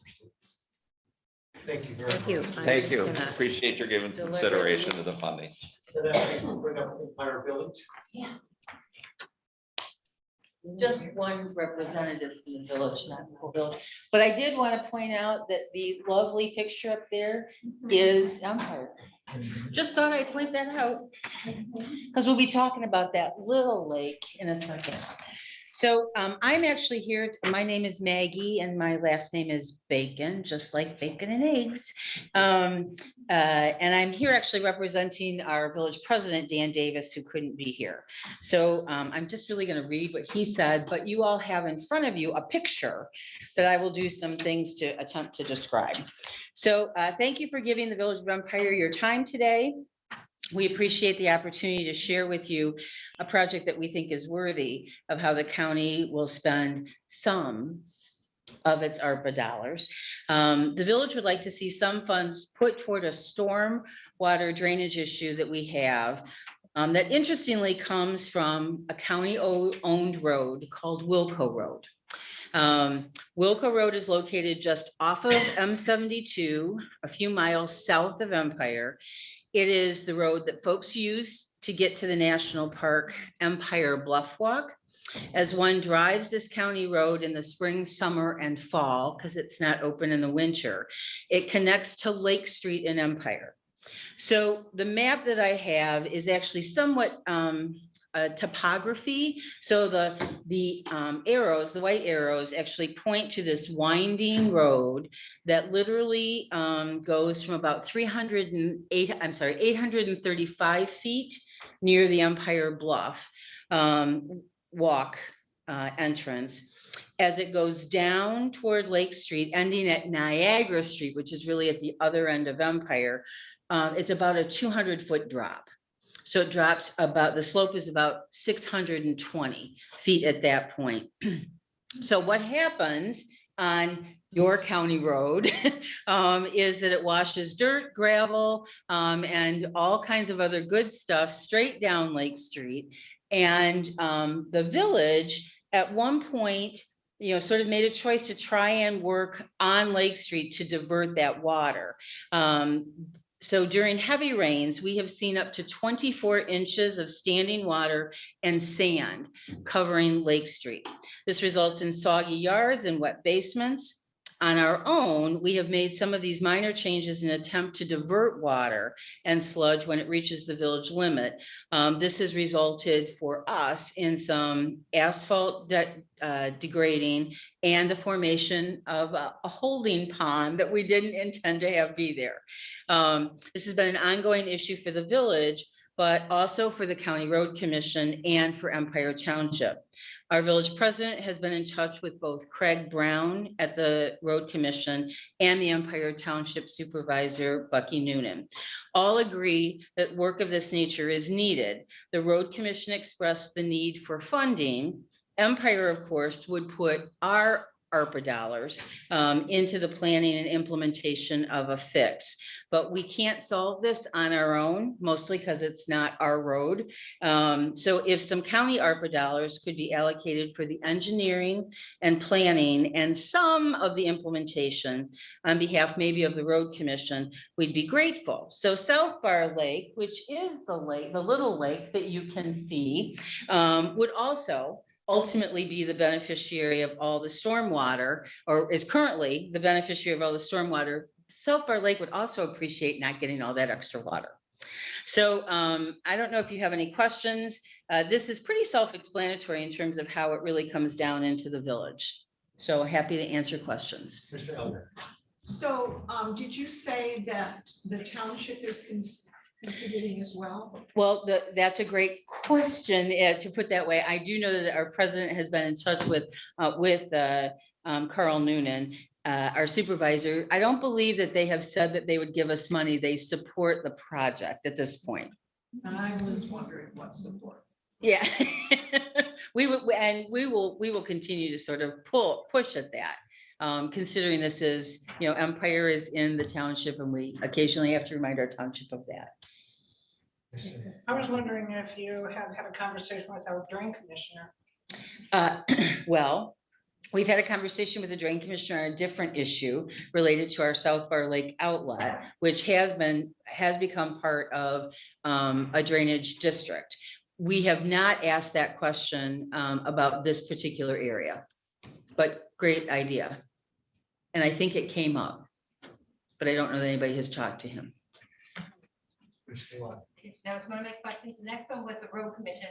Has the road commission gone down that road and put catch basins along the way? There are not any catch basins currently along the way. Have you talked to them about that? I have not. I don't know whether our village president has or not, or our street administrator has. That would be one of the plans that we would like to see something implemented, I think. Yeah, because it's a great road. It's a beautiful road. So what you're talking about, is this what you're calling the new water storage vent? Is that what you're asking? No, actually, it is not a word. No, it is, I don't remember what was on that. There should have been something on that list that really just talked about a stormwater runoff related to Wilco Road, but it would not be the vent. That, I'll have your motion there about that then, so.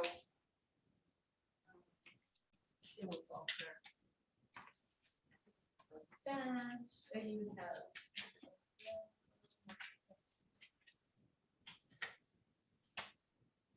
Okay, so then to back up, what exactly are you asking for and how much? well, nobody has given us a price yet. We need engineering done. We need to be able to work with the road commission on the engineering and the planning of what will be probably the best potential solution. I know certain things that will not be a solution, like an infiltrator will not be a good solution. We have some infiltrators further down Lake Street, but an infiltrator won't work there. So it is more about designing some way to move that water. Road then. Right. Okay. Off the road somehow. Gotcha. Yeah. But so it's really more for the paying an engineer to work on this. I will say that I personally had a conversation because I love the idea of a rain garden or something more natural going all the way down the road. But I believe I was told when I said the Village of Empire's ARPA dollars, by the way, is about $36,000. Townships, I think, is about 110. You guys are at 4.2 million, I believe. All of which, by the way, as much as you can internet, I'm all for that. So having this conversation with the watershed, they said it was this was a $300,000 project to do as a rain garden. So we probably won't be going in that direction. Just saying.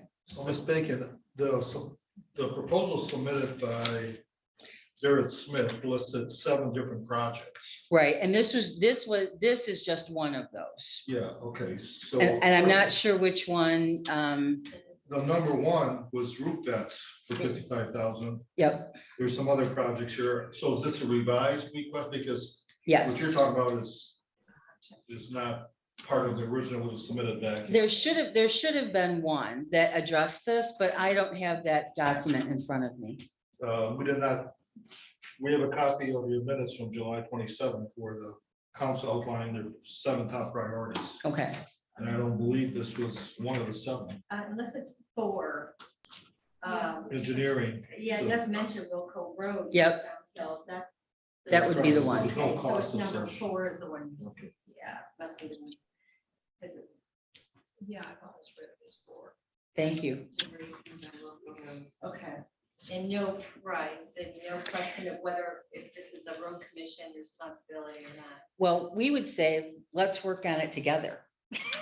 So give the road commission some money. We would put our money, our ARPA money towards this, and then we would hope that we could get the township to do so as well. But frankly, my sense is the engineering itself would probably be about $30,000. Okay. If that's helpful. Ballpark. Any other questions? Mhm. Thank you very much. Thank you. Yes, thank you. Thank you so much for coming. Sure. All right, then that would bring us to the Benzie Leelanau District Health Department. Say something. Yeah, actually, Mr. Buck and I called John Richards 12:45. You know, we mentioned it that the person working on this unfortunately became ill. The original goes to have option up to us by Christmas time. That didn't happen, but as we started our meeting, I just got an email from Mr. Richard that he does have a plan now in place. So I'll put it on the February 8th agenda. Since I've not seen it, then he just emailed me that it is done now. Hopefully we'll get it before the meeting. Well, I'm gonna meet with him this week, and so we can get out to you as soon as I get it. So I really don't have any information or cost or estimates Clarify the plan in place. What plan are they talking about? about potential space for the health department in the lower level. Okay, thank you. I'm sorry. Which is next on the agenda, so yeah. So it's just an estimate cost, so as soon as I get that, we'll try to get that to you this week. Thank you. All right, so then that brings us back to the rural broadband survey, and yeah, would you like to come forward now? Ross? Sherry, this time. Yeah, I got it. Before we get started, Mr. Chairman, Yes. if I may ask the question, I had this question when the last gentleman was presenting. So I'll refer back to that. He had mentioned that Starlink, if it were to come into, I believe, was it Empire location, that it would provide service across the county. Is that a correct statement or correct? Yeah, that's correct. Okay, so if Starlink can provide basically the same service, explain to me why we would want to do anything different. The same services, what? Right now, Starlink is averaging around 60 to 80 meg download speeds in their beta test areas. So it would be comparable to your higher level wireless services. It would be similar to possibly your satellite-based services, but it is still in beta tests. So the live performance is still not been proven as far as what it's going to perform at once it starts to get a lot of subscribers connecting to it. But it does geographically, as long as you've got line of sight to the skies, you will be able to pick it up. But that's going to be an issue with a lot of people in the county that live on heavily wooded lots, because it requires a much broader view of the sky than even the old Viasat and Hughes satellite services required, because of the nature of the way the satellites move around. So That's a great reason why we would not want to depend on that solely. So thank you for that. that's correct. That's an excellent way to put it.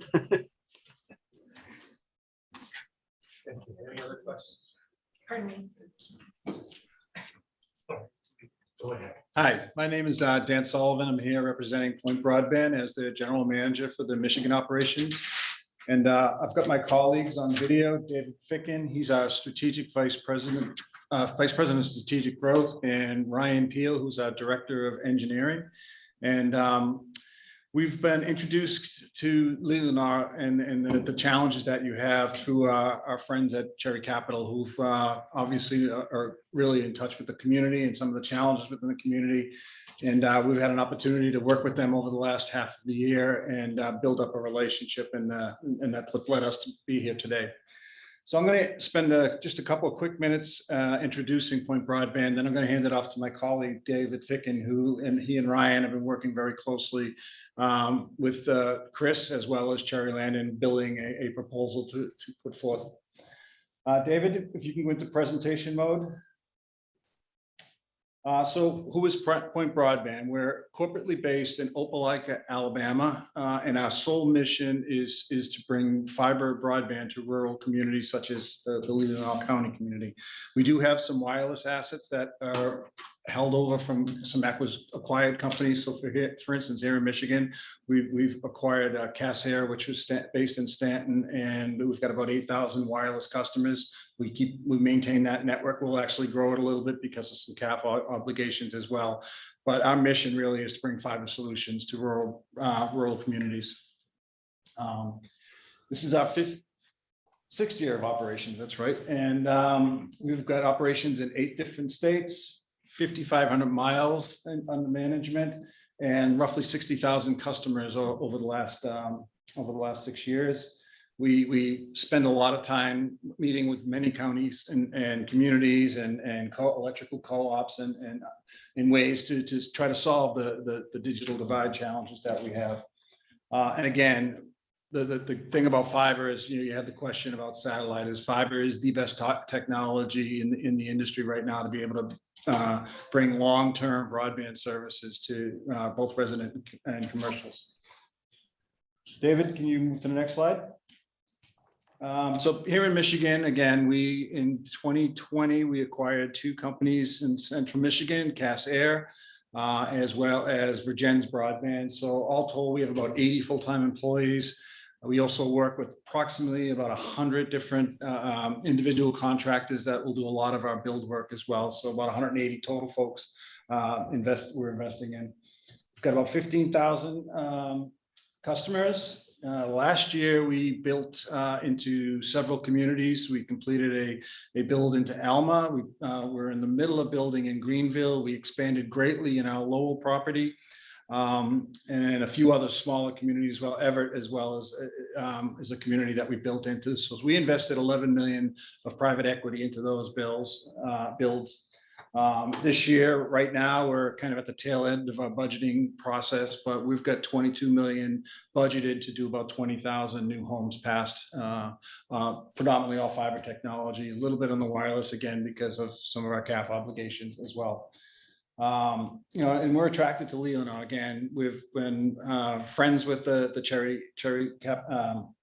Cherryland Electric Co-op for about a half a year now, and they're the one that brought us to here. And this is obviously, you know better than I, beautiful community, and this will certainly enhance the attractiveness of the community by bringing true high-speed broadband internet not only to residents but the commercial establishments that you have as well.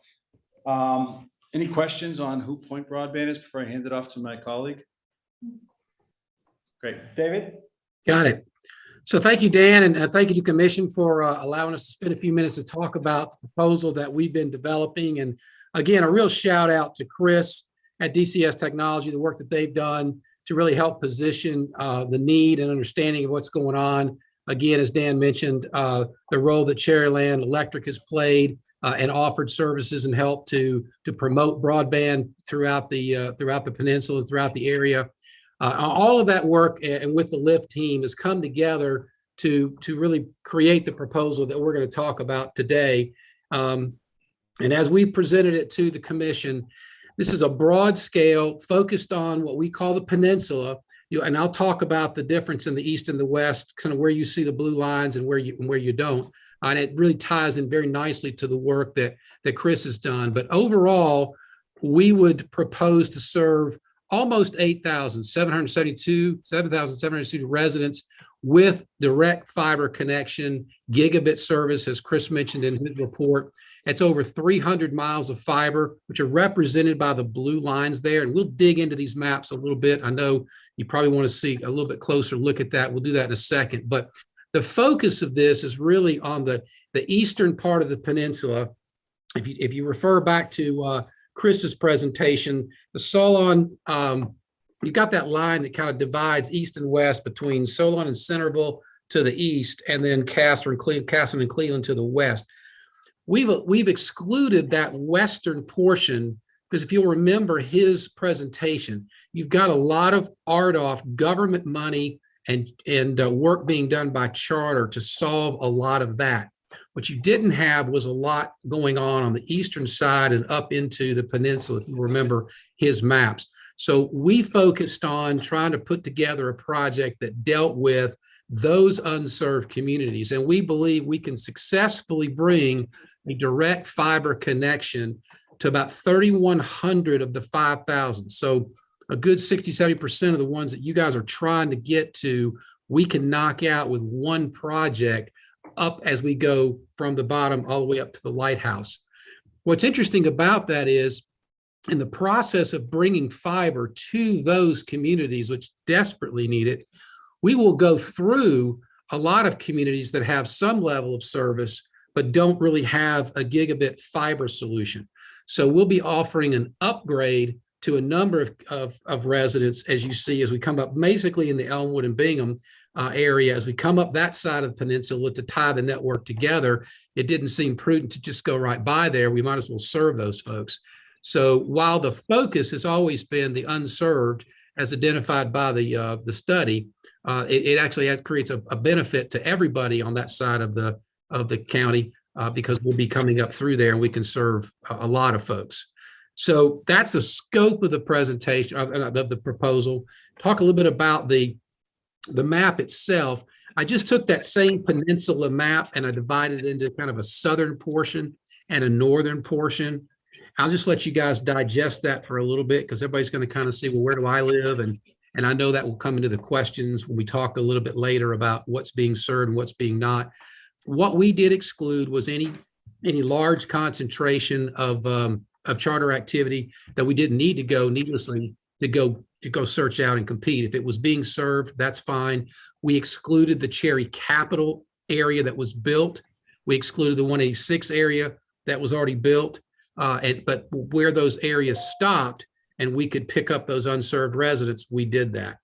So I'll pause for just a little bit here, let you digest that, and then I'm going to talk about the financials of kind of what this is going to cost and where we are in sort of looking for funding.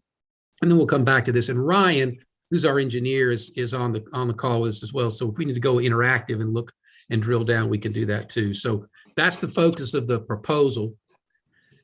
The economics are pretty straightforward. We're looking at about 17.4 million in total capital required to build out all those blue lines and bring a direct fiber connection to all those black dots, which represent homes and businesses along those routes.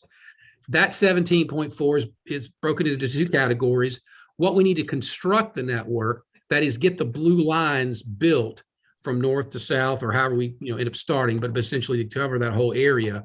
And then as customers say, yes, I want service, then there's capital required to bring additional fiber to the home, to install the equipment and whatnot. So the total capital required is 17.4. And then, of course, there's about $1 million a year that's required to keep a network like this up and running, have the customer operations, break it when it fixed, answer the phone when people call. So, this is not, I think someone mentioned earlier, this is an expensive project. It's not for the faint of heart. It's not for a small company to try to tackle, but it's somebody you're going to have the capital pledge to do it, because it's going to not only need to be built, but need to be supported. And we feel like we fit that need in a really nice niche. We're willing to bring, per the design work that we've done, the financials that we've run, about 12.4 million of the 17.4 for the total project. So we believe wherever we go, we want to be an integral part of the community. We want to be invested in the community. We want to bring our fair share of the capital required to do that. And then, of course, we'll handle all of the operational and long-term expenses. We're not asking for any funding to do that on a year-by-year basis. So that leaves us with about a $5 million gap in what we need to build it and what we're willing to bring. And so I've been working with the committee for a while to try to figure out where and how we can pull that money together. Obviously, ARPA is a leading portion of that. I don't know if it's all going to come from there, but we'll work together until we can solve that funding gap. But that's the need that we have right there. We always get this question, and that is, well, when are you going to start and when are you going to finish? So I certainly wanted to include a discussion of that.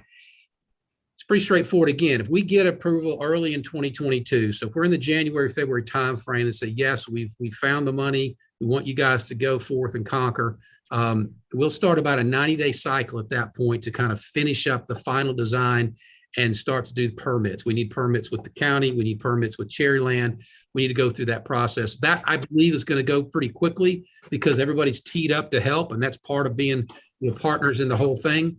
But just to leave a little bit of reasonable room for that, I've given that a 90-day period, which means we would start construction, early in the summer and would work all the way through, probably late into December. Always depends on the weather, but our intent would be to start in the summer and build, straight through till we just can't build anymore. And we think we're going to get somewhere between 30 and 40%.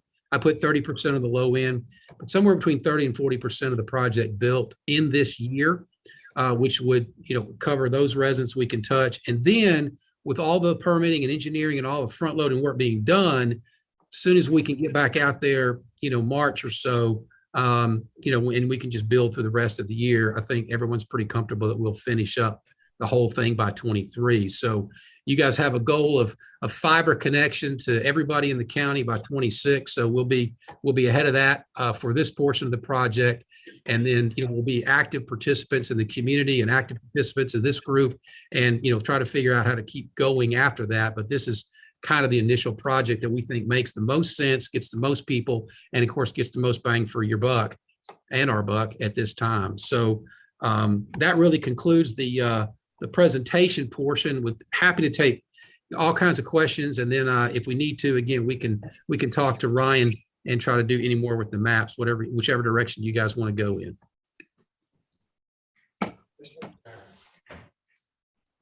Thank you for that very comprehensive overview. I am concerned about the 220 people in Empire who still will not be covered. RDOF still leaves out 220 people. Is it possible for you to have a Western branch? I'll take that. I think that the engineering logic that we used, and you'll look at, if you can see down in Casson as well, if you'll remember, Casson was largely taken care of by RDOF. It kind of went this left, east and west route, but we're going to come in here and catch these guys down here because nobody had them, and it was a logical extension. I think you guys are talking about more over here, and we're happy to talk about anything and work toward any objective. I think the primary objective would be to sit down with the providers that kind of have that area in their bailiwick right now and see if they're able to more cost effectively edge out to that group. But if that's not possible, we're happy to talk about how to get over there. Mr. Rushton? Cost of service for the private user to hook up. What would that look like? So I'll take that one, David. We have built a network, but it would probably be about, for a 200 meg up, 200 meg down, it'd probably be about $75 a month. Right now, our current promotion is we don't charge installation and we give them a free month free. It's no contract. So that's our base package. The lowest package we sell is 200 by 200, and then it'll go up incrementally, 300 by 300, 500 by 500, and a gig by gig. Okay, so it's cost effective for the consumer. Yes. Mhm. Well, I had a question about, you say it's 14.3 million to construct. But yet later it says you have 12.5 million in private capital to construct. Something like that. It says prepared to commit 12.5 for private capital to construct the proposed network. So that really, between constructing and that only leaves 1.9 million between those two. Okay, well, let me be clear. So 17.4 million is the total cost to deliver service. It's 13.4 to build the major backbones and another 3.1 to do what's called customer connections. So you get 17.4 in total outlay. Some of it is during the construction. Some of it is after people begin to say they want service. So that's how you get the 17.4, right? We'll take care of 12.4 of the 17.4, which is really, you could say all the 3.1. So that's how those numbers come together. There's not a $1.9 million gap.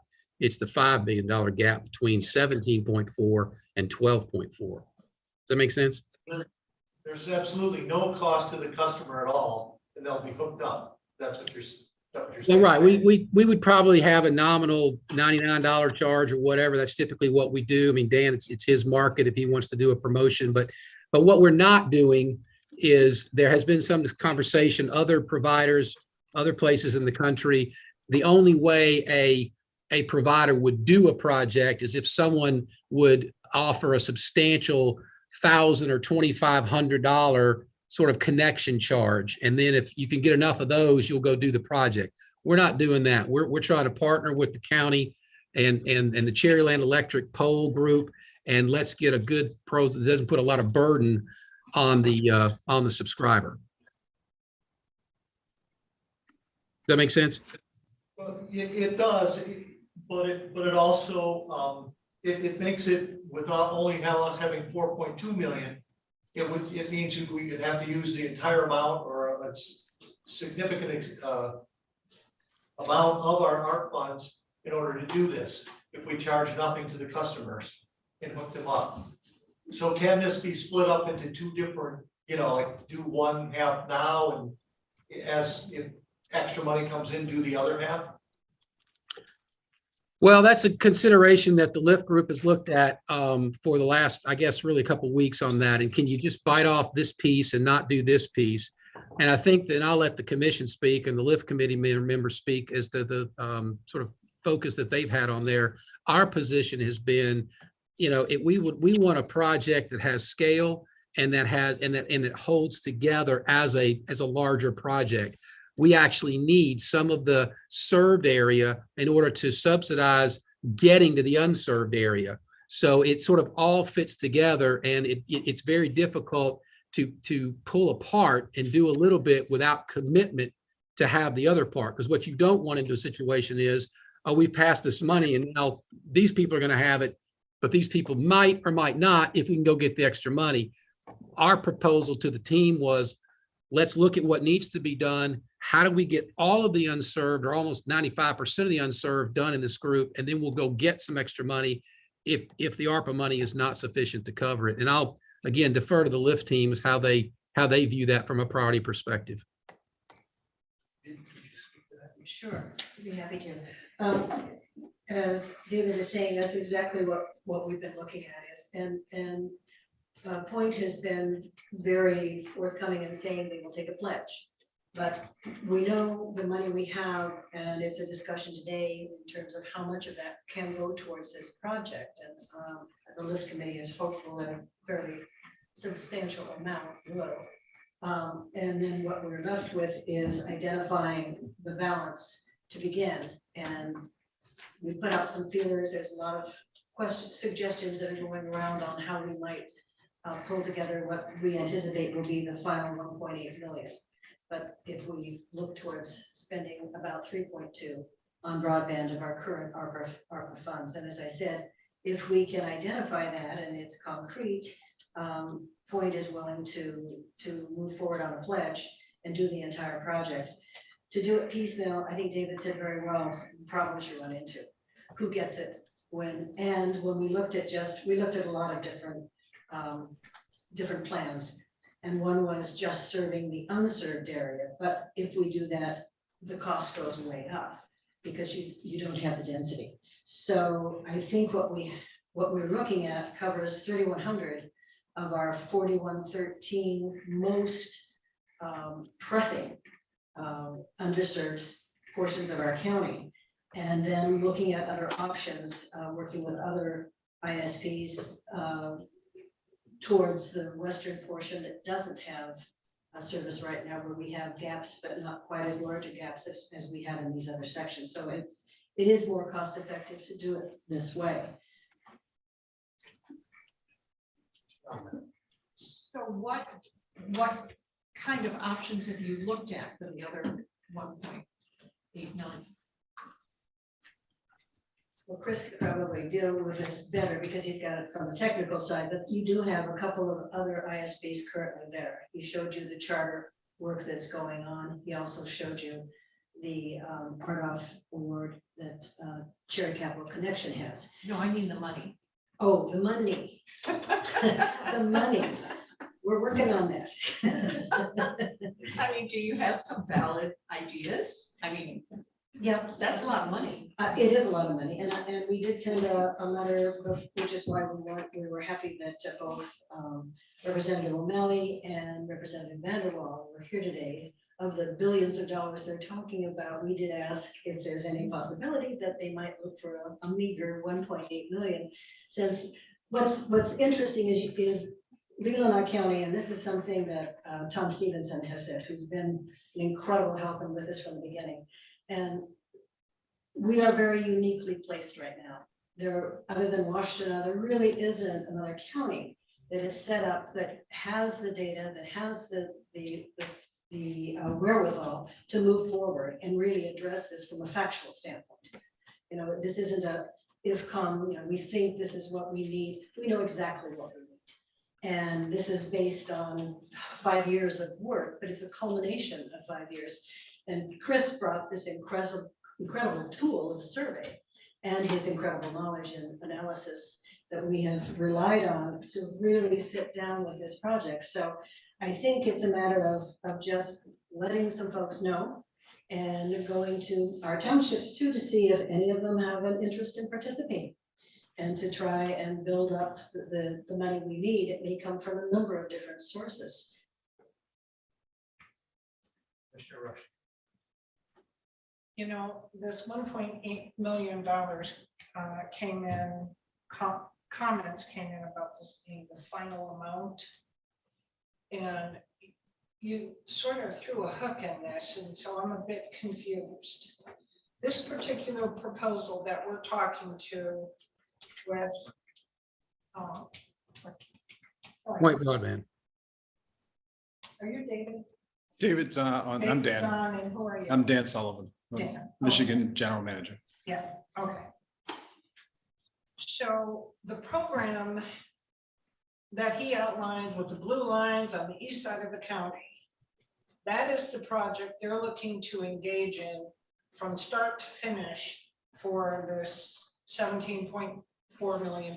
Is that correct? That's correct. So what is this 1.8 million? What are we talking about with these dollars? Is this I can for see the the west side of the confusion. state in conjunction with, okay. No. The point is saying they will bring 61% of the financing to invest in this county. They're looking at Leelanau to provide 29%, which is terrific. Which is 5 million. Yeah, that's 5 million. Okay. And what I was saying is we know we have 4.2, but we also know that there are a number of projects that we want to fund.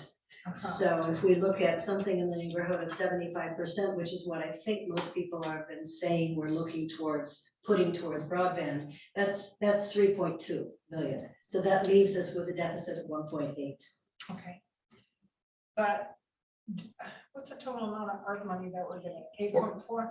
4.2. That's the total. Yes, as of now, that is committed. Yeah, there's some talk of the state Yeah. doubling, Yeah, but we there's- don't know that yet. Yeah.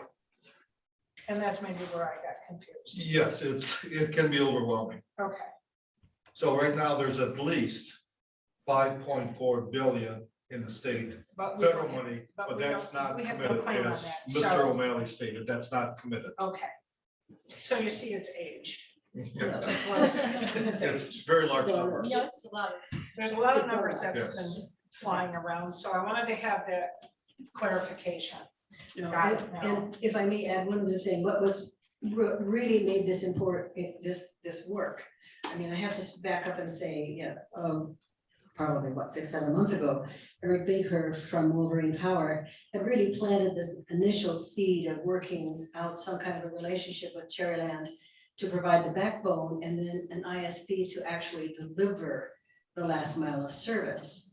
And he was instrumental in organizing a few meetings that we held then.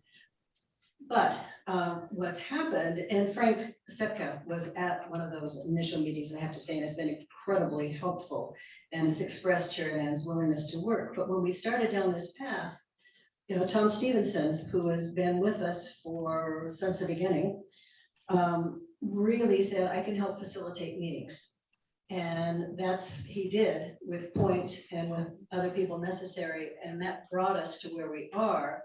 And then we have on top of that, you have Commissioner Lautner jumping in to work with us too.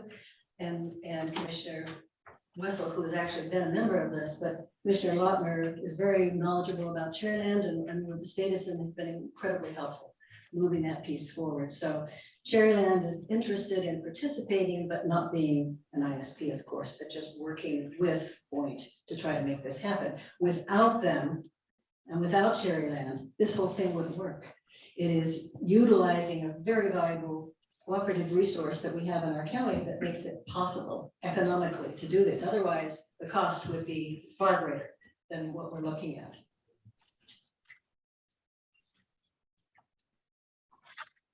Okay, well, I just wanted to weigh in on, as far as these dollars go, As I've said from the start, my number one priority has been the fiber project in this county. And so I would like to see us commit the largest amount of dollars to those. And after that was towers. And I believe the couple water projects we were looking at were my top. And so I would have to take like, you know, is it possible? We don't have a price on the tower yet, correct? We will hopefully, we will on this tower, on this campus next week. We don't have any estimates if we wish to go forward with anything. But if I may interject there, I did have a conversation briefly with Matt in regards to his anticipated cost of towers for 3 towers would roughly be 1.22 million. So that may be a little on the high side, but he said that would be a number that we could work with. Because 1.2. He said there was some added infrastructure that was discussed at one of the other meetings. Yeah. He goes, you know, we can elect to continue in that vein or eliminate that. Okay, so we do have some money in our tower, right? We do have a tower fund, and we're anticipating if we put a tower on this campus, that will generate revenue. And we In generate. the long term, it will probably pay for itself, which is why we originally started talking. Just remember, we started talking about tower on this campus long before ARPA funds, because it did make, I think, financial sense for us to do it versus having a third party do, which originally they approached us. So, so Matt's timeline on 3 towers, if we were successful getting all 3 towers built, is that 2022 or will we be in? Probably that'd be very aggressive because when we have bids out for one, so for example, with Leelanau Township, we have to secure the location, get a commitment, go out for bids, go through the entire process. How much is in the tower? I can get that. I don't know if we can get that. Some. So I guess If I can speak to that. Yeah. I did ask Matt that question. He said he thinks they may have enough for 1 tower, maybe. So we do have to say some out for towers. I'm quite confident in the state stepping forward too and helping counties. You know, I think what I hear them saying this morning, it's tough to spend that kind of money. It's easy to spend that kind of money. So if they were just simply to double what counties have gotten, we would be in a really good position to commit to this today. And I think we could, I honestly think we can commit today. If I may interject, talking about the state situation, we do work all over the country. The one thing that's very attractive, or one of the things, because there's a lot of things that are attractive about this project, but one of the things that's very attractive, and it's what got us interested, is, and Patricia noted earlier, you have a very defined plan. What the state evaluators and the people that disperse money are looking for is, you know, is there a real plan and a real defined need? That's the first thing they're looking for, and you absolutely check that box. And the second thing that they're looking for is cooperation among the players involved. Will this project get built? And are the people that are involved talking to each other, working together? And you also bring that to any discussion to anybody at the state level. You've got the power provider, you've got the county, the public interest, you've got the study representing what you need, and you've got a private ISP who's bringing a significant amount of capital to make the project work. So I think if you are able to get an audience with anybody that can help you at the state level, you've got a very compelling case, and you go to the front of the line because you know exactly what you need, where it's going to go, you know exactly how much money you need, and you've got the plan already in place. I hate to borrow a term from the decade provide, but you've got a shovel-ready project that just needs the funding to get ready, a true shovel-ready project. So I think you could get, as soon as we get the audience, whether it be the ARPA funds, the broadband team, your state representatives, I'm confident that, again, if anybody's going to spend any money in this business, in this space, you guys have got to be at the top of that list. I can confirm because I actually met with President O'Malley this morning, The county administrators in his district, we meet about every couple months. And then if you look at that, I've had discussion with Senator Vanderwall, but I certainly don't want to speak on their behalf, but it appears we're the only county that has a plan. There are several counties that are talking about starting the process of how they're going to allocate this money. So yes, we are one of the few counties in the state, maybe the second county, that even has a firm plan.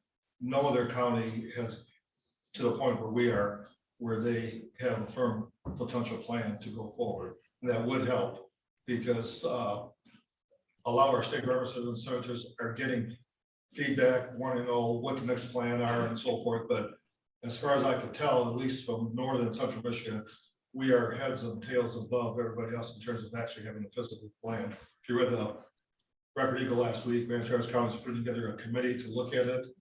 And the other counties in northern Michigan, some of them have not even had their first meeting. One of the counties we met with this morning said they're hoping to have their first meeting either this month or next month to talk about how they're going to plan the process. So in that respect, we could go to our state rep, to our state senator, to other officials and say we actually have a firm plan. And a proposal, a plan and a proposal to get it done. Well, yeah, the only thing I guess I think it's great, but I'm a little nervous about if you make that commitment and we've already made it, they say, well, that's already in place. And then, so now they want to fund other things. I mean, it's a little bit nervous, but I think you're right, you know. Commissioner Rush. I think for the most part, you know, we have consensus on this board to implement some sort of a program here. However, I do not want to vote on this today until we have an opportunity to review our finances in the county with our finance department and team members, so that we have all the numbers. We're talking about funding other things. I'm a little nervous about committing today to this $5 million. I don't know how much money we got in the coffers if we find ourselves in being pinched. I would really like to sit down with finance and have a discussion with them before we move forward and commit to this today. We can commit to this on Tuesday. We can, or the following Tuesday. We do have meetings coming up, so. Oh, in keeping with that sentiment, I'm sorry, Ty, would you like to? No. In keeping with that sentiment, I've prepared. I would like to, can I make? Please you do. did call me. Please do. Please do. Because I don't want to lose sight of the fact that one of the real collaboration, and that's a strength. We've got a countywide plan, and that's a strength, but we spend a lot of time talking about unmet needs and Alice families. And one of the strengths of this plan, unlike our other providers, is there's very, very, very limited upfront cost by the residences to install. So if some of the other ideas we had would have restricted broadband to only those people that could afford $2,000 or $3,000 to connect. And this is a real strength, and I applaud Point for this. Thank you. No, I will mistakenly. Sorry, Ty. I'm hopeful, Commissioner Rushing, that this motion is in keeping with what you just said, because it allows things to move forward, but it's not a final. So I'd like to move that the Leelanau Board of Commissioners authorize the county administrator to work with legal counsel to develop a contract and associated agreement documents with Point Broadband LLC of Traverse City, working with Cherryland Electric Cooperative as recommended by the LIFT Leelanau Internet Futures Team Committee, and that 3.2 million be allocated to this effort, and that other funding options be explored to raise an additional 1.8 million funds to come from 101-225-426-967-021. I support that motion. Did you want to speak to that? I think I have, the only thing I would add is, I think this is an incredible opportunity we have to serve the majority of our residents in Leelanau County. This is something we all know from 2020, how bad that hurt this county not having a broadband service, that people could work from home, they could have their kids work on school things, that our seniors could have medical expertise in their home, they could have devices to monitor. There's so many needs we have. And what we have right now, we can't do it. And we can't attract any clean industry. We're really, really barred from from doing so many things that allow us to thrive as a community and move forward. So I think this is just a tremendous opportunity to find a company who's going to bring and invest 61% of that amount in this county is a rare opportunity. So I hope that we can latch onto it and try to move it forward.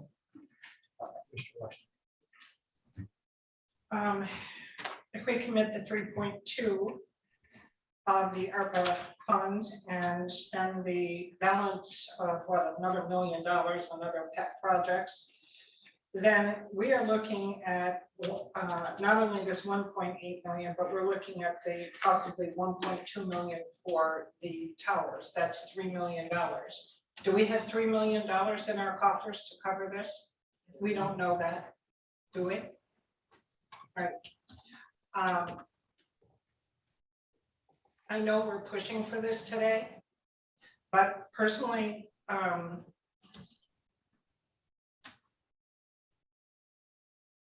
can say this, I'll support this today. However, if we don't have a finance meeting before we make final decision on this, I am going to be screaming loud and clear that we need to be looking at our funding before we move forward with this, because yes, I agree.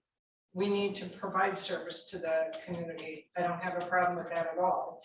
But I also had mentioned 911 emergency services. And if we don't get those towers up, we don't take care of our primary obligation, is to protect the citizens in our county. That's why I struggle with this. Mr. Elmwood. It's an excellent proposal.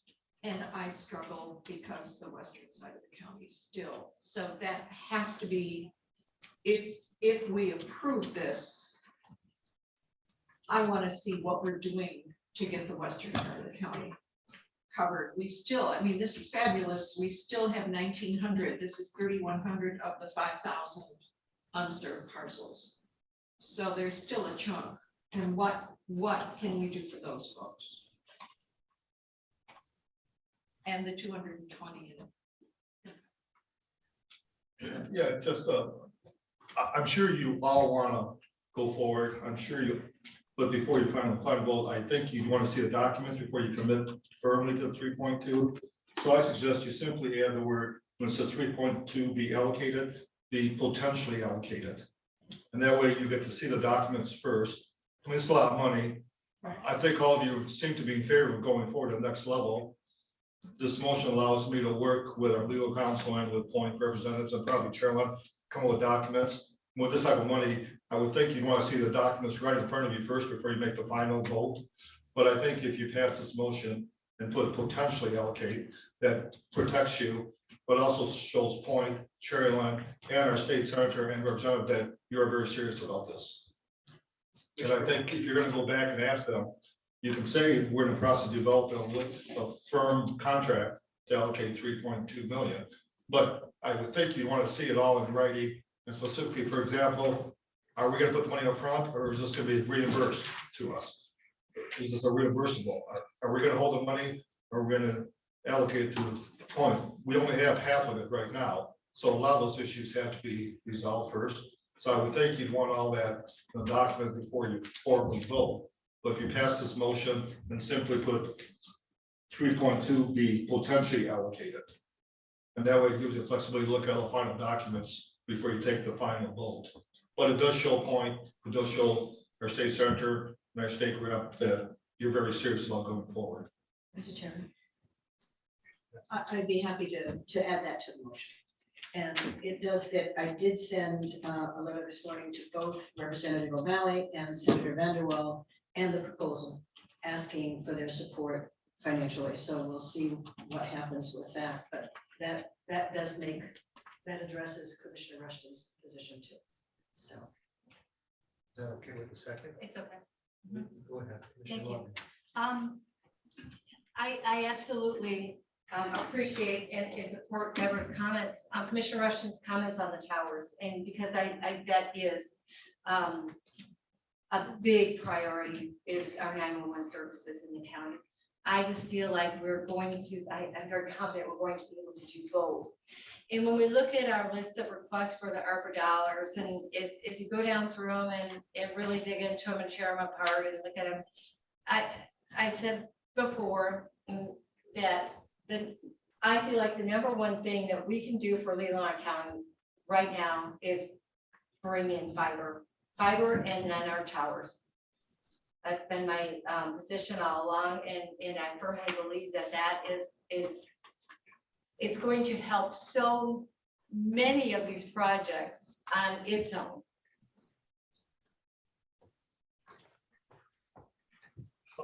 I agree. I just am a little nervous about so much of a portion of the ARP funds. I mean, we have so many other requests that, that are very, very good and very needed requests.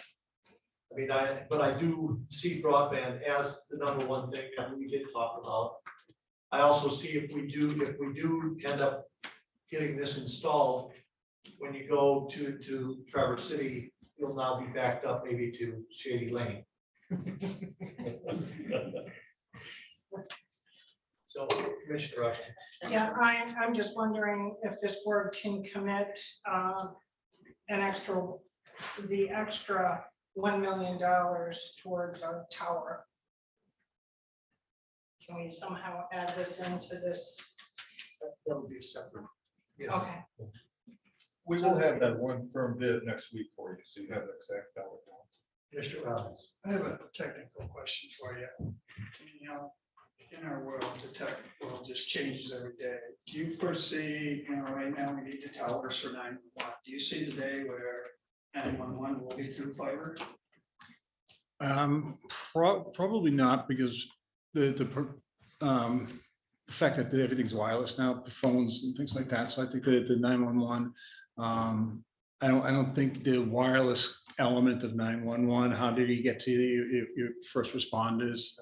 I don't think that'll ever be solved by a fiber deployment. It'll be the fiber deployment will definitely support it. It brings better speeds, including to the towers if there's some synergies there about where we're building, but not. And I'd ask for David and Ryan maybe to jump in if they've got another response.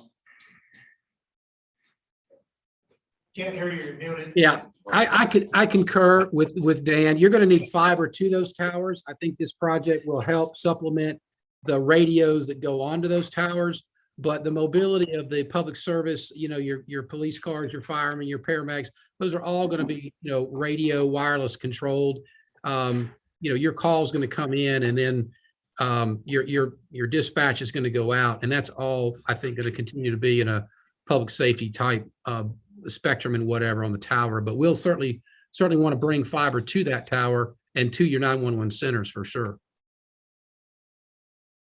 Where fiber will help is the biggest challenge right now in a lot of the technologies is the upload. Ring devices require a lot of upload and get all your video surveillance. So this does position the footprint to be able to have utilize the fiber technology to help prevent some of the concerns that are in the community as well, because now you'll have a true upload speed that all of these cameras that everybody has on their houses will actually perform to the way that we'd like them to be.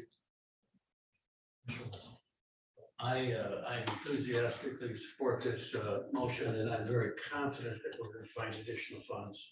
But I appreciate Commissioner Rushton's keep reminding us of the tower, because we simply must get 911 in place. And I'm confident we can do that. And I'm confident that that can also include one in Lelano Township. We need it. And I am just left with, we need some sort of commitment that we're going to serve those people in the Western. That's is working with Trevor. Hey guys, let me address that. Patricia, I'll address that, right? So So we've come to the table, we're looking for where we can really make the most impact. It just didn't seem economically or logical that we would go over. I think the first thing we need to do, when this proposal gets funded and we're up and running, let's sit down with Charter and Point and the wireless folks and the Lyft team, and let's all come to the table and say, okay, we've gotten, between the RDOF that Chris mentioned, that's going to take some of that 5,000 off the table. We're going to take 3,100 off here. Who's left? Where are they? And how can we get there? Some of the 95%, some of that 5% that we're not going to be able to serve on this was simply because they're on the edge of the Charter territory. It didn't seem prudent to use your dollars to go all across the county to go get them when they're sitting right next to, a Charter community. So I totally advocate we get this funded and we're legitimately building and a player in the county. Charter is a player in the county. Cherry Capital is a player in the county. The 186 guys, let's take the whole thing and look at it and say, okay, guys, we got to solve 300 or 400. That's not that. Who's going to take them? I mean, I think that's the next step. Once we get this thing funded, we all sit down and figure out how everybody gets served and who can do it the fastest, the cheapest, and give them the best service. You got them. I'm fine. We'll do this over here. That's our attitude. Thank you, David. That's exactly what I was going to say, but you said it much better. And I think we never intended in our group, our expansion team here, we never intended to leave the western side unserved. It's just taking it in bites. This was the first bite that we could do that made sense, but we have to ensure that everybody in this county that wants it has fiber opportunity. And so that's when we say we had step 1, step 2, or phase 1, phase 2, that's what we mean. And the plan that David has outlined only makes sense, starting with Charter and then sitting down with everybody and saying, okay, who can take this? Well said. So don't worry, we're not forgetting. This is just what we can do first. Any other questions or statements? My question, when we look at funding options, we have to remember that the townships have substantial amount of money too, and they are a major player in this. And we definitely need to have dialogue with them about additional funds, whether it's for the tower or this project, but there are funds out there. Well, I think Leelanau Township has already said they would commit to this project, at least for the tower as well. Yeah. So the motion is we all have it written and between B and allocated, we've had the word potentially put in there. Everyone understands that? Okay, all those in favor say aye. Aye. All those opposed, no. Motion passes 7-0. So we have the potential funding for you. Okay. Just who will be my contact to work this out? David Ficken, he's I'm the operations side. Okay. So once there is a contract, then it shifts over to me to actually go have So it built and. David, yes, okay. All right, any other statements or? All right, then we move on then, and that covers potential funding recommendations. Are there any others at this time? Seeing none, then we move on to number 3. And Commissioner Wessel had asked that this be put on there. I had a conversation with the administrator, and I would just request that we put off discussion on HR until we begin the process of talking about the county administrator and what we're looking for. And that we do that, we've got grants on the table, we've got HR on the table, and we've got a new administrator we have to hire. And maybe we ought to take those all together, and that would be my wish. Any comments, Commissioner Rush? The first place I believe we need to start is with job description for the administrator. So I would be happy to entertain that on the February agenda. Because I do believe we need to begin that process.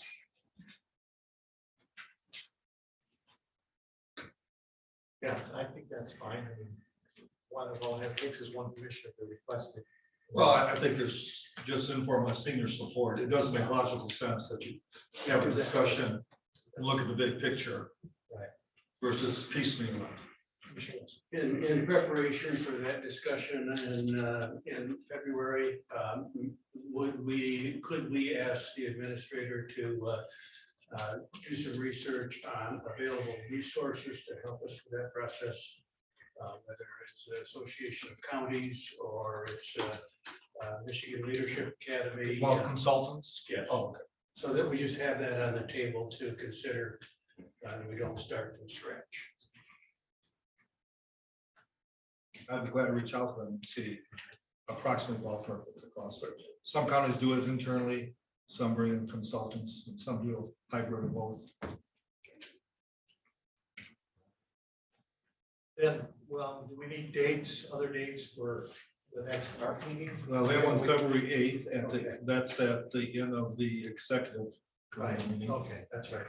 So it'll probably be maybe a good idea. Well, I'm not sure we'll have a contract ready by February 8th. That's Right. probably not. So probably it's a good idea to look at another date.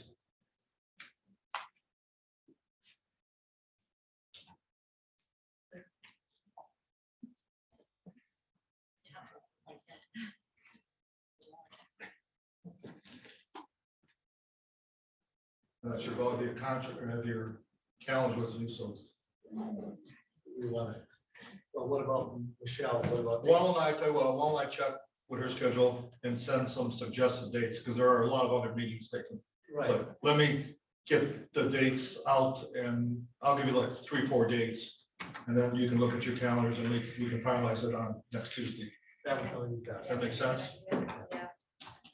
February is going out. Yeah, it is. It is. All right, so then that would bring us into public comment. I just rise and say thank you for an excellent program and how collaborative you were to move forward with broadband today. I'm overwhelmed by what you've done. Thank you.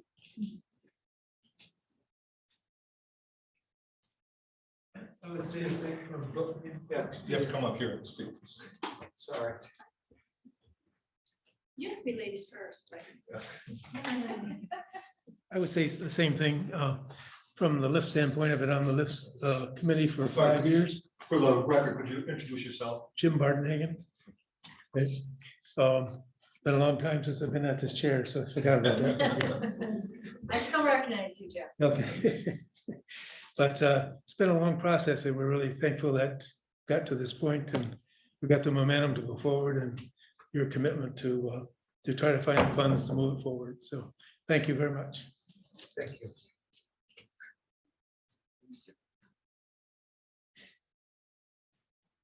Thank you for the information. That's all right. I'm Beth Verhey, Leelanau Township. Yeah, I certainly echo that. And there's really would be a number of points of acknowledgement that, you know, go beyond the decision in terms of the level of substance that's happened through the committee of whole discussions, and in particular the background work behind that with both the lift and all the participants that have been really working on bringing a lot of pieces of puzzle to the puzzle. And I think on the Housing Action Committee side as well. I'm not going to speak for any particular, as you know, organization amongst the, some 20 others that are, have kind of still been part of these discussions in your lists. But overall, my concern is still as a social policy advocate for the prioritizations of our most struggling households, whether that be in the federal poverty or ALICE category. And I have two suggestions for you to consider as you move beyond this very big decision today into further discussion and decisions in February. First, I want to really, 10 times underline this word potentially. I was disappointed that the dollar numbers on what's needed around this clear consensus for the priorities around broadband and the towers weren't more clear through all the in-depth points that were across today. I'm I'm really relieved it came out in the end that actually the 3.2 wasn't also the towers. I kept being confused where, what was the grand total and what did it leave out and what were the options? So I really, I'm very glad the word potentially is in there. Please keep up the level of effort. Fantastic, our representatives participated today. I know they can't on their own just bring you the magic answer from Lansing, but yeah, I certainly am confident, as others are, that you really have the right pieces of puzzle for some money from that side. And I really urge you to keep that flexibility. There's no obligation for your decisions on your ARPA money to not be phased and incremental and adjusted as these financial details become more clear. So for example, if it's, 2.8 million from the county's ARPA money and you get double that from the state, then you can do things, and that does again free up something for the other priorities, and to keep that in mind. And yet also try to get some things moving sooner versus later in terms of the needs of the Alice households.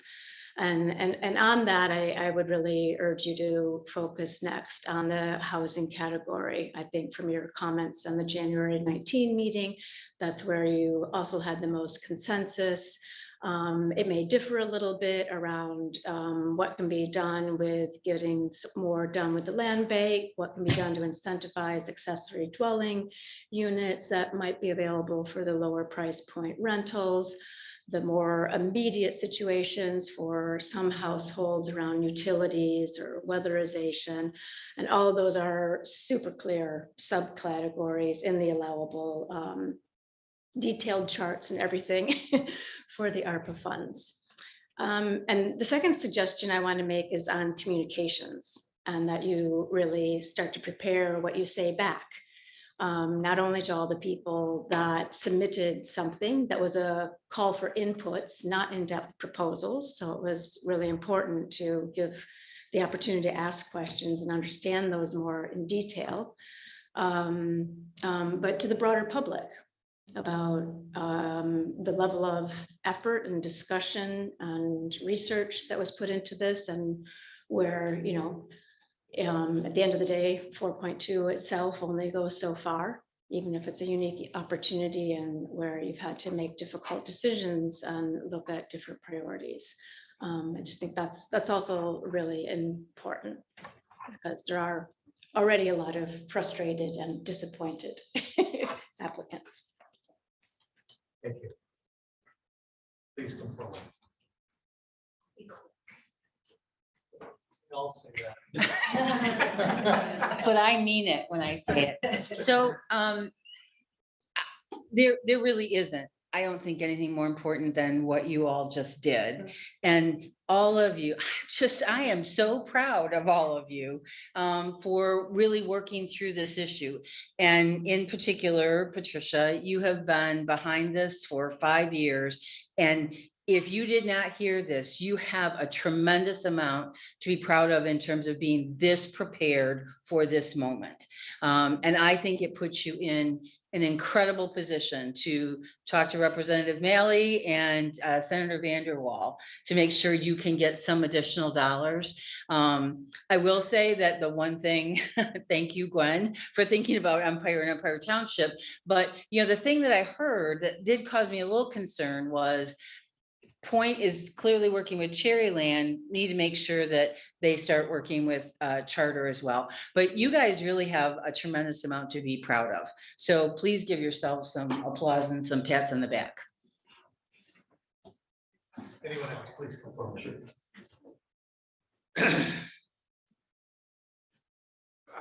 I'm Tom Stevenson. I'm the broadband, the solutions manager for Connect Michigan. I've been working with Leelanau County now for, I think, since 2012, maybe 2013.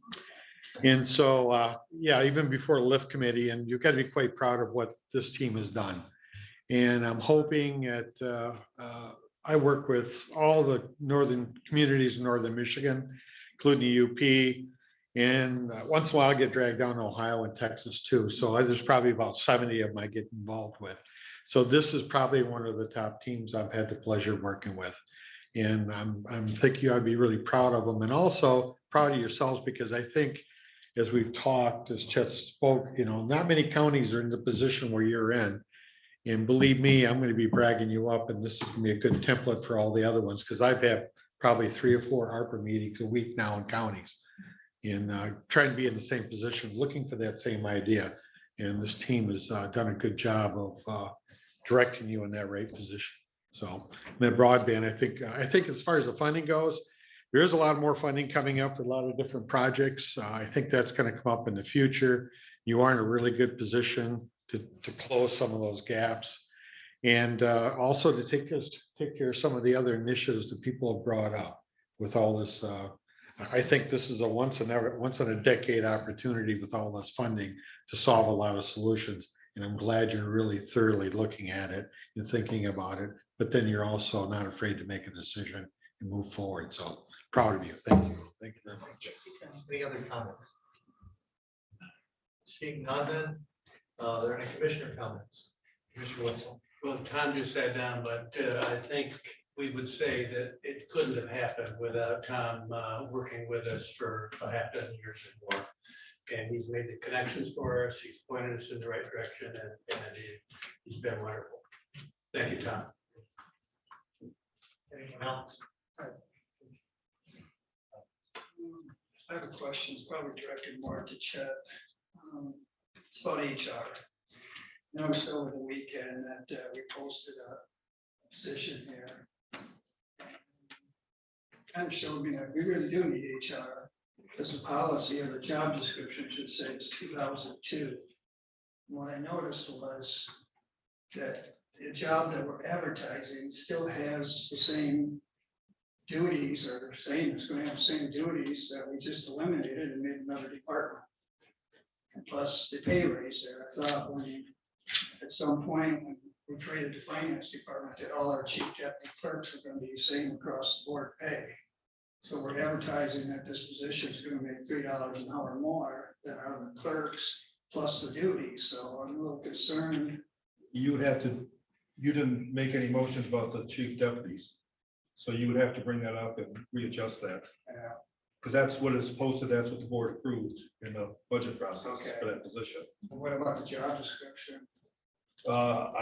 That's up to the clerk, that's a clerk's office issue.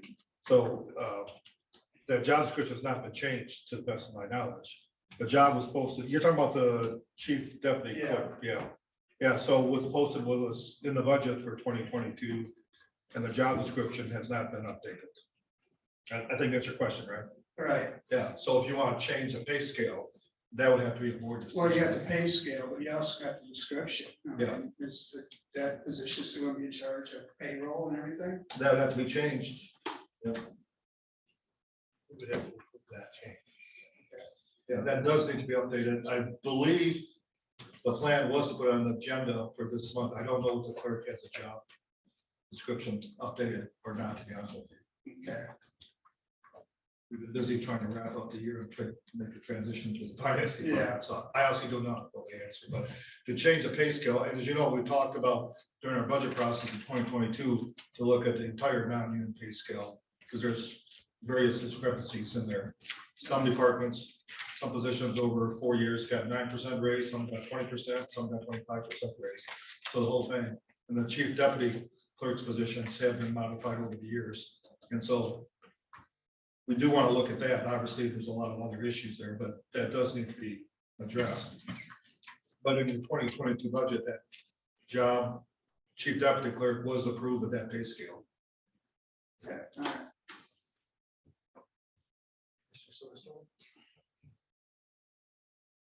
I just wanted to join Ty in thanking Tom, as we started in 2016. However, I know you've been working with the county long before, and everything Tom said, Commissioner Wessel said is true. Yeah, we would not be where we were with you. We would not be where we were with Chris Scherer and all that he has brought to this really complex initiative. But I also want to thank the board. I too am very proud of us. And I really appreciate the conversation today and our, where we reached our conclusion. It was excellent.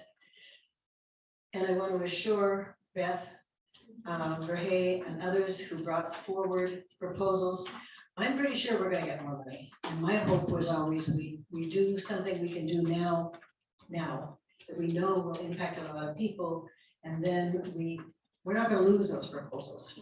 But as soon as we get more money in, and hopefully it will be this year, hopefully sooner rather than later, we can start to funnel more money into those proposals, because there were many that were very good. And I'm so appreciative of everybody who submitted them. And we don't want you to feel that it stops here. So thank you.